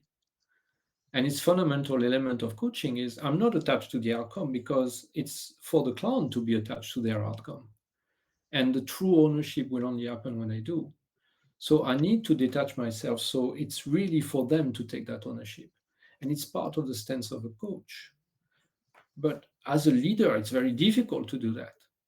And they need to tread that fine line between driving the accountability into their people, into their teams, but they cannot completely detach from it. And the sensei element has a little bit more of that attachment to quality outcome and so on. But it learns to play it in different dimension where it trusts the system. And what's interesting in the coach... Yeah, I reckon I want to point it back a little bit to what you said earlier on about your Scrum Master, because the Scrum Master, indeed, when people look at the Scrum Master as a project manager, then it's again too much on the judgmental and on the result-driven part. But if you take it too much away, then that doesn't work either. So I think what you just said about the Lean Sensei as a Scrum Master, you care about the results of your team as well, and it's not like, oh, you do whatever you want. No, you want that team to succeed as well. So I think there is a part in that also a little bit as a Scrum Master. Do you agree or not? Yeah, what's interesting in a sensei is that they're not necessarily that attached to the short-term result. They're attached to the fundamental longer term. And quality plays a massive role. That's interesting, because when I said about the Scrum Master, I said indeed about results. I didn't quantify if it was the short term or the long term. And because indeed, for me as a Scrum Master, there is that even very hard balance, and I really like that you bring it in. Like, okay, you want maybe a sprint to succeed, but you also want the next 20 sprints to succeed in a way. So if I make this sprint succeed, but if I ignore the quality, yeah, I will be a win now, but then will the next 10 years be harder, or depending on things like so.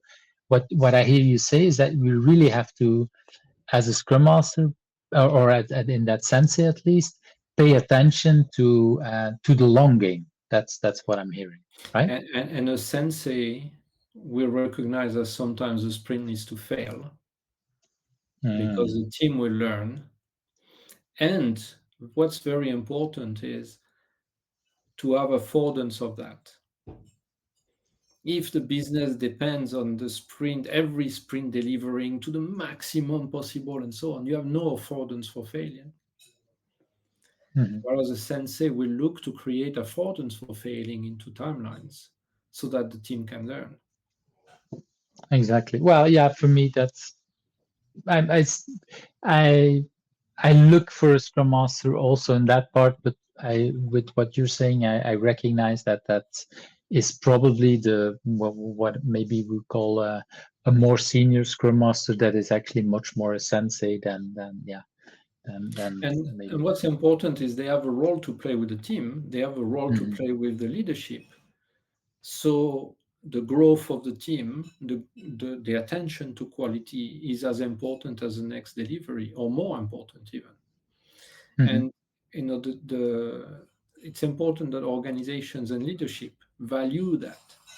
Otherwise, it will always take a second position, and if it does, then it's not getting attended to most of the time. Only delivery Yeah. gets attended to. I really like that. I want to move to that next question. So ignoring the other books that you sent, but I will add all these books, the links to the show notes and for people talking about it. I know that at least one of the books comes back when we talk about people you want to invite. So there is already a bit a link that's there. I want to move to that for me, and especially after a conversation like that, I'm really looking forward to this answer. Is there a question that you think I should also ask you? Because we've been almost going on for almost 2 hours in very much different directions. Is there still something that you say, hey, I want to talk about that, or I want to add this to this? Um,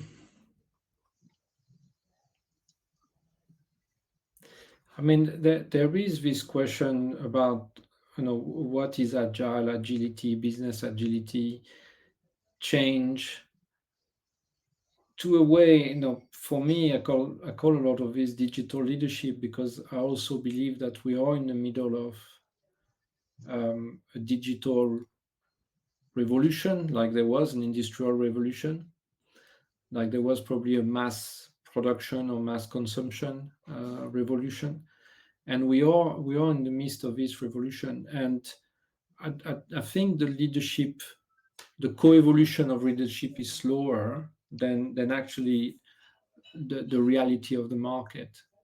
Hmm. And it would be interesting to dive more into those things that result in the challenges we're facing today. That, why do we need to have more adaptivity in organizations,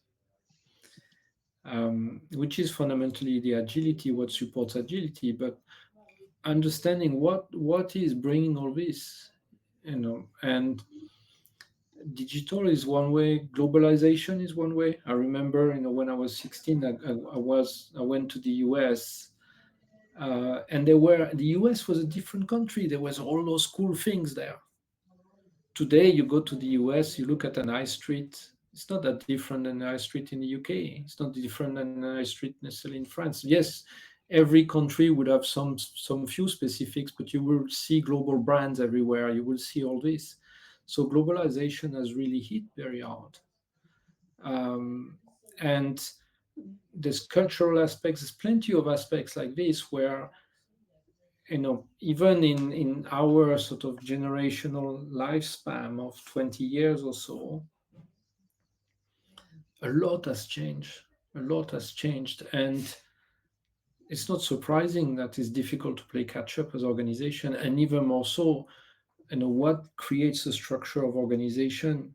And that is the leadership at the end of the day, as a broad term of the leaders, the management, but also the influences and so on in organizations. 20 years is a small time span for those to actually change. Mhm. And I think we should probably reflect a lot more on that, because from that awareness, we'll get to comprehend the size of the challenge we got. And generally, when we have better awareness, we can find better solutions. So that's one aspect. Another aspect as well, I don't think we talk enough about is, and I was talking with somebody earlier on that, we beat ourselves up a lot about agile, and there's the right kind of agile, the wrong type of agile, and this hasn't worked, and there's a lot of conversations on that. But actually, what has worked?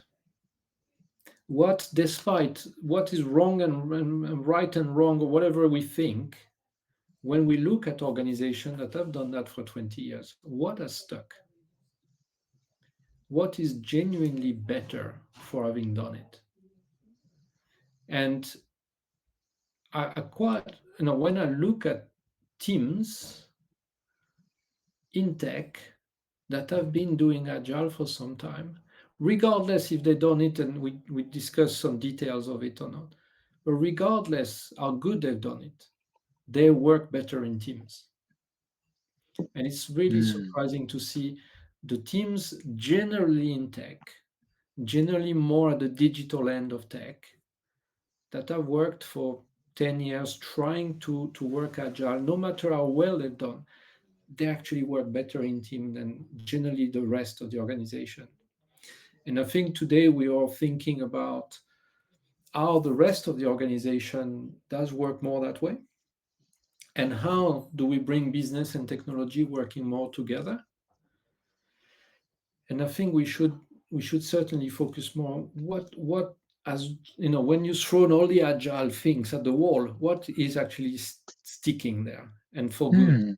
and what is really genuinely better and useful for it, and how can we extend that. Yeah, I think we should talk more about that. I really like that. I really like that.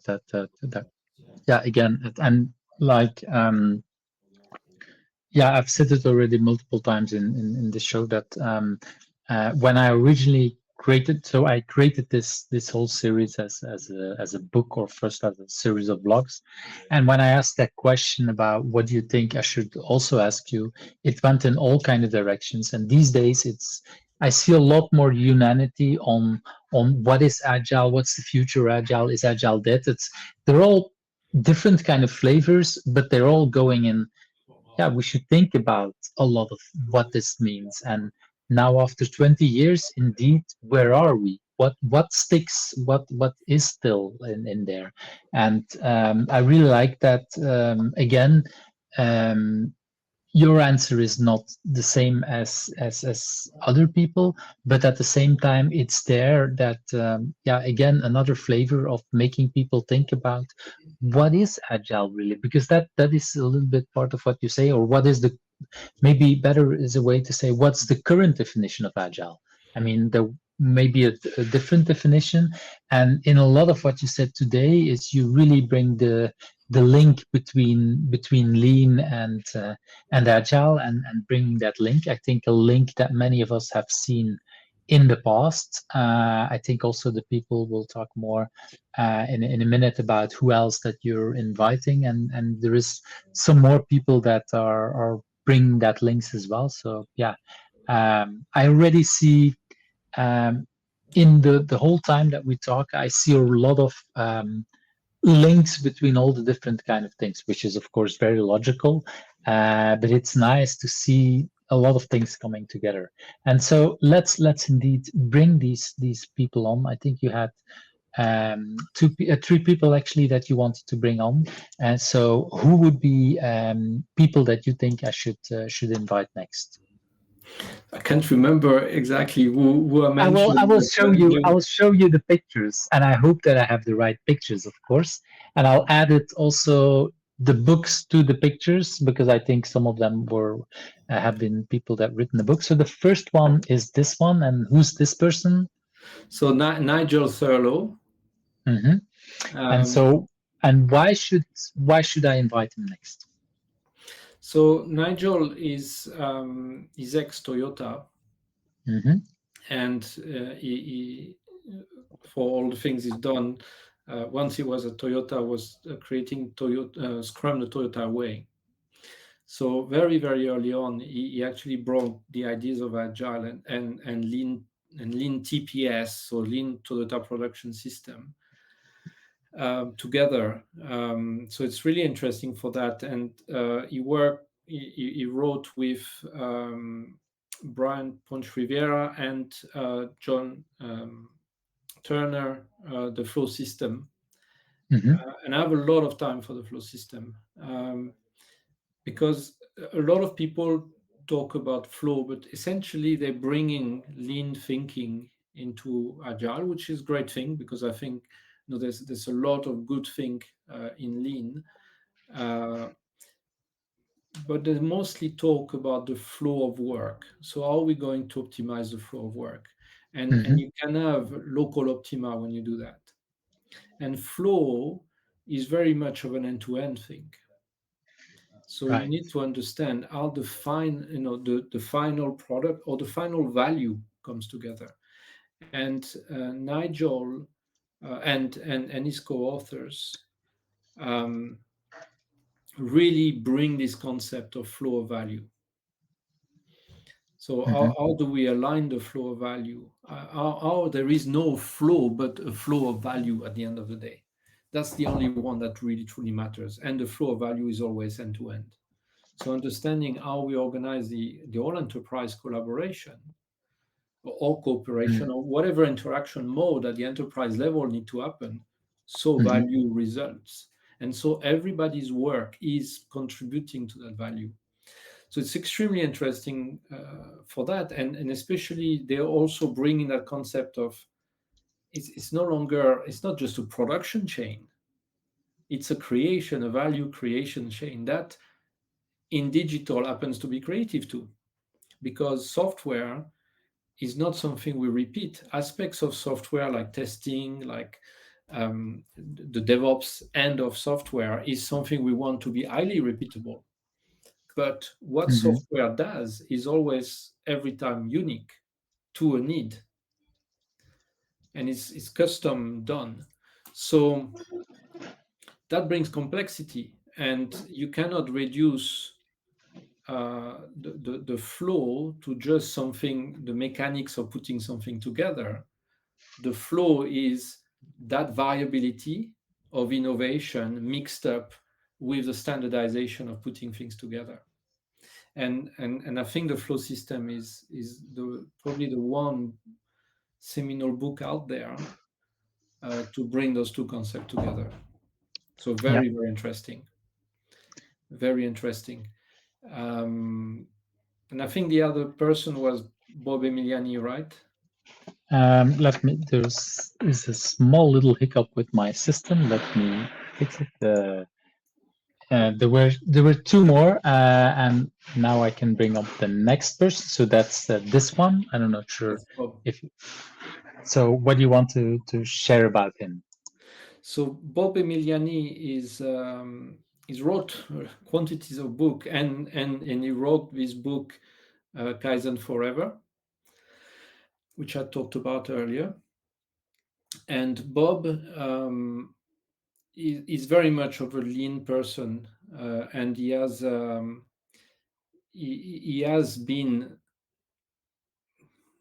learning lean with the sensei, with the reference names, and he has a lot of insight on that.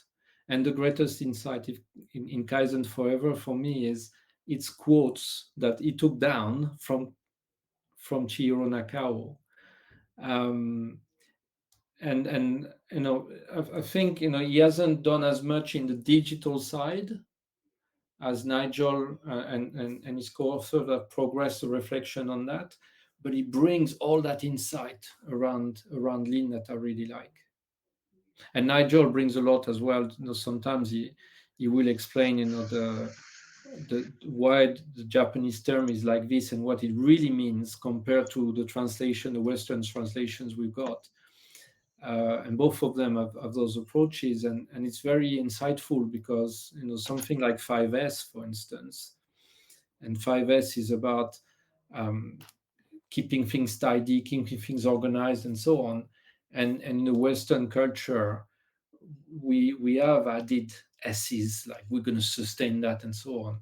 Whereas in the Japanese culture, it's very minimalist in a sense because they don't need to have a special focus on sustaining it, because if it's there, they will do it. They have that discipline, and fundamentally, that's what matters. So I think And so, they what you're bring that. saying is that the way the Western world, when they implement things like that, is that they miss some of the culture background that is there in that Easter culture. Is that what I'm hearing, or is it more something Yes, else? sometimes the finesse is missed out, Hmm, and for the purpose of creating a method, we overload it. exactly. Yeah. Whereas the simplicity of the start was in a certain way for very, very good reasons. And that's what we should learn. Mhm. And when, an aspects, something I didn't understand was when I went to visit Porsche, was saying that was saying there is no money, no people, no space. And I said, oh wow, that was really bad then. No, it's cultural. Is lean is Mm. built on scarcity. And the scarcity is purposeful because all you have to do, you have no investment, you have no, because what we want is ingenuity. It doesn't need to cost money. So Mm. be more ingenious.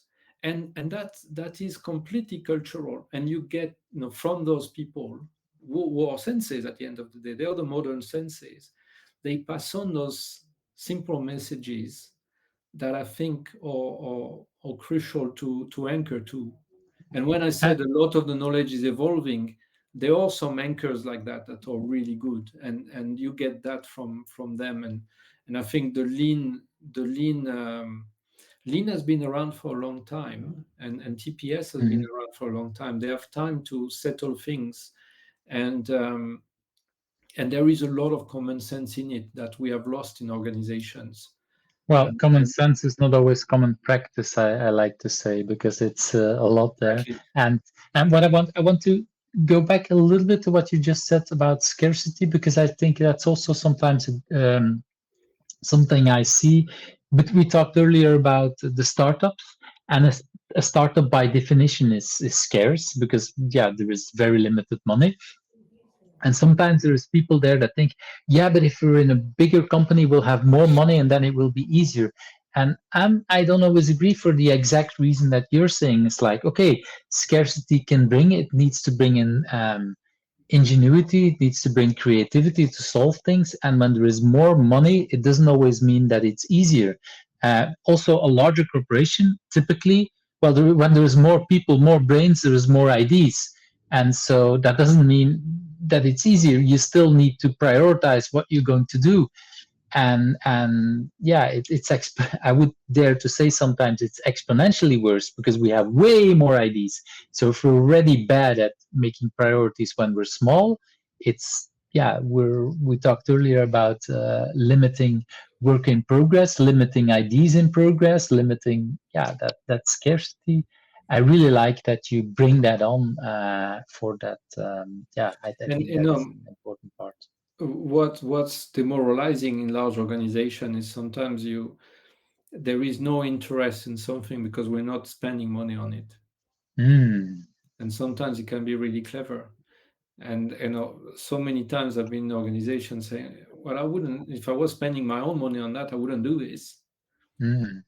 So why is not that a consideration? It's yeah, exactly, and that sometimes brings in more people to think and to use their brains. And I want to. I have the feeling that it could be related to the next person and also the next book. So I want to see if that's true, because the next person that you wanted to bring up wrote or co-wrote the book on lean tech, and especially that part about bringing that benefits of agile at scale. I feel that's related to what we just discussed. Is that a correct assumption? Because I haven't read the book. Yes. So. That's so Fabrice is the CTO of Theodo, which is Mhm. a consultancy more implemented in UK, but also much bigger in France. And they have thought more around bringing some lean thinking and genuine lean thinking, and they've taken some sources from um, people like Michel Ballet and people like this who are very, very also preeminent thinkers in lean. And they have experimented a lot in the space of tech, in the space of software, and so on. And it's interesting as well how some of their growth has been linked to applying some lean thinking to themselves. So I'm connecting with Fabrice, and we're going to do a few things as well together to explore. And it feels like lean, and for the time it's been out and about, there is a bigger systemic or bigger systemic constructs in lean than we have in agile. Agile has been really designed at the team level, and there's been some scaling perspective on that. Um, but it kind of doesn't have that coherent cohesion, if you want, in what I've seen so far. And lean, what's interesting is to see that cohesion that exists in something like the Toyota production system, for instance. And that's challenge. That is challenge with something that is creating more all the time, like in software. And genuinely, we need to think, how do we take those foundations, and how do we, what do we create next? How do we function next with something that changes a lot more? Because flow was based on creating stability.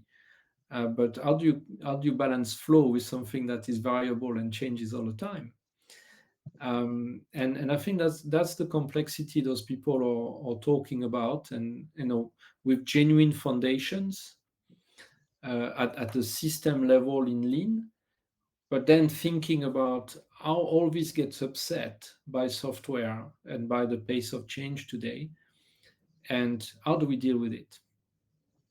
And so that's the because answer now is we're going emergent.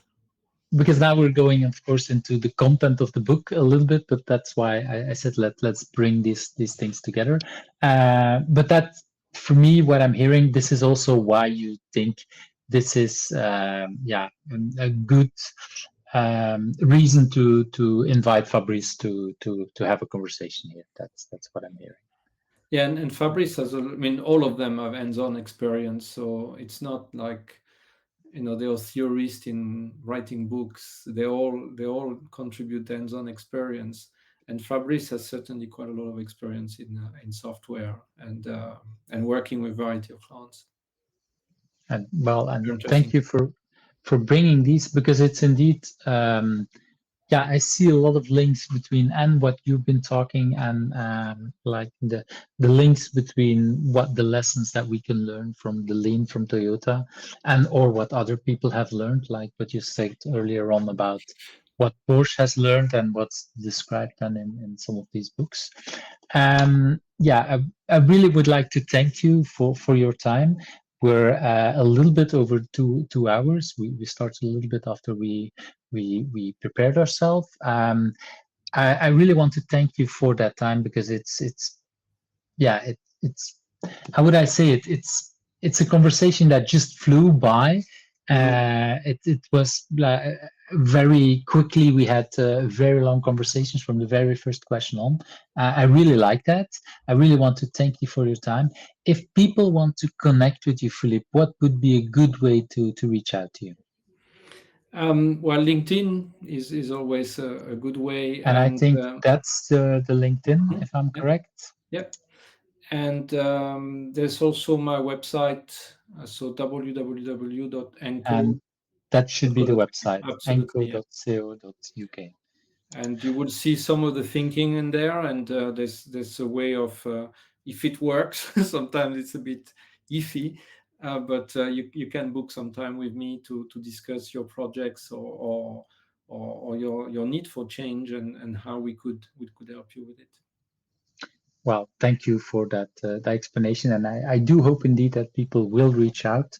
I will, of course, not just link. I will add both of the links, just as many others that we talked about, the books and everything else, into the show notes, so that people can find the books back. Even I think there's one or two that we didn't talk about, but that people can find these ones as well. And the only thing that rests me is actually thanking you for your time, but because it's been a wonderful to spend a part of the Friday evening with you. So thank you very much. Well, thank you for inviting me. Thank you for inviting me. And it's I do believe very much that we are in the business of knowledge, and leadership in the business of knowledge involves sharing the knowledge we have, and that's an evolving thing because we learn from others, and we develop our knowledge all the time. So it's always a pleasure being able to spend some time, and it made me think as well, about other things I didn't necessarily think about myself. So helps me make sense of certain things sometimes. Well, Very appreciated, and thank you for having me. then the appreciation goes in both directions, I would say. Thank you very much. Cheers. See you. Have a good weekend. Same to you. Thank you for watching Who's Agile, where the stories of agilists come to life. I hope you liked today's interview. Subscribe if you're not subscribed and want to get to know other agilists.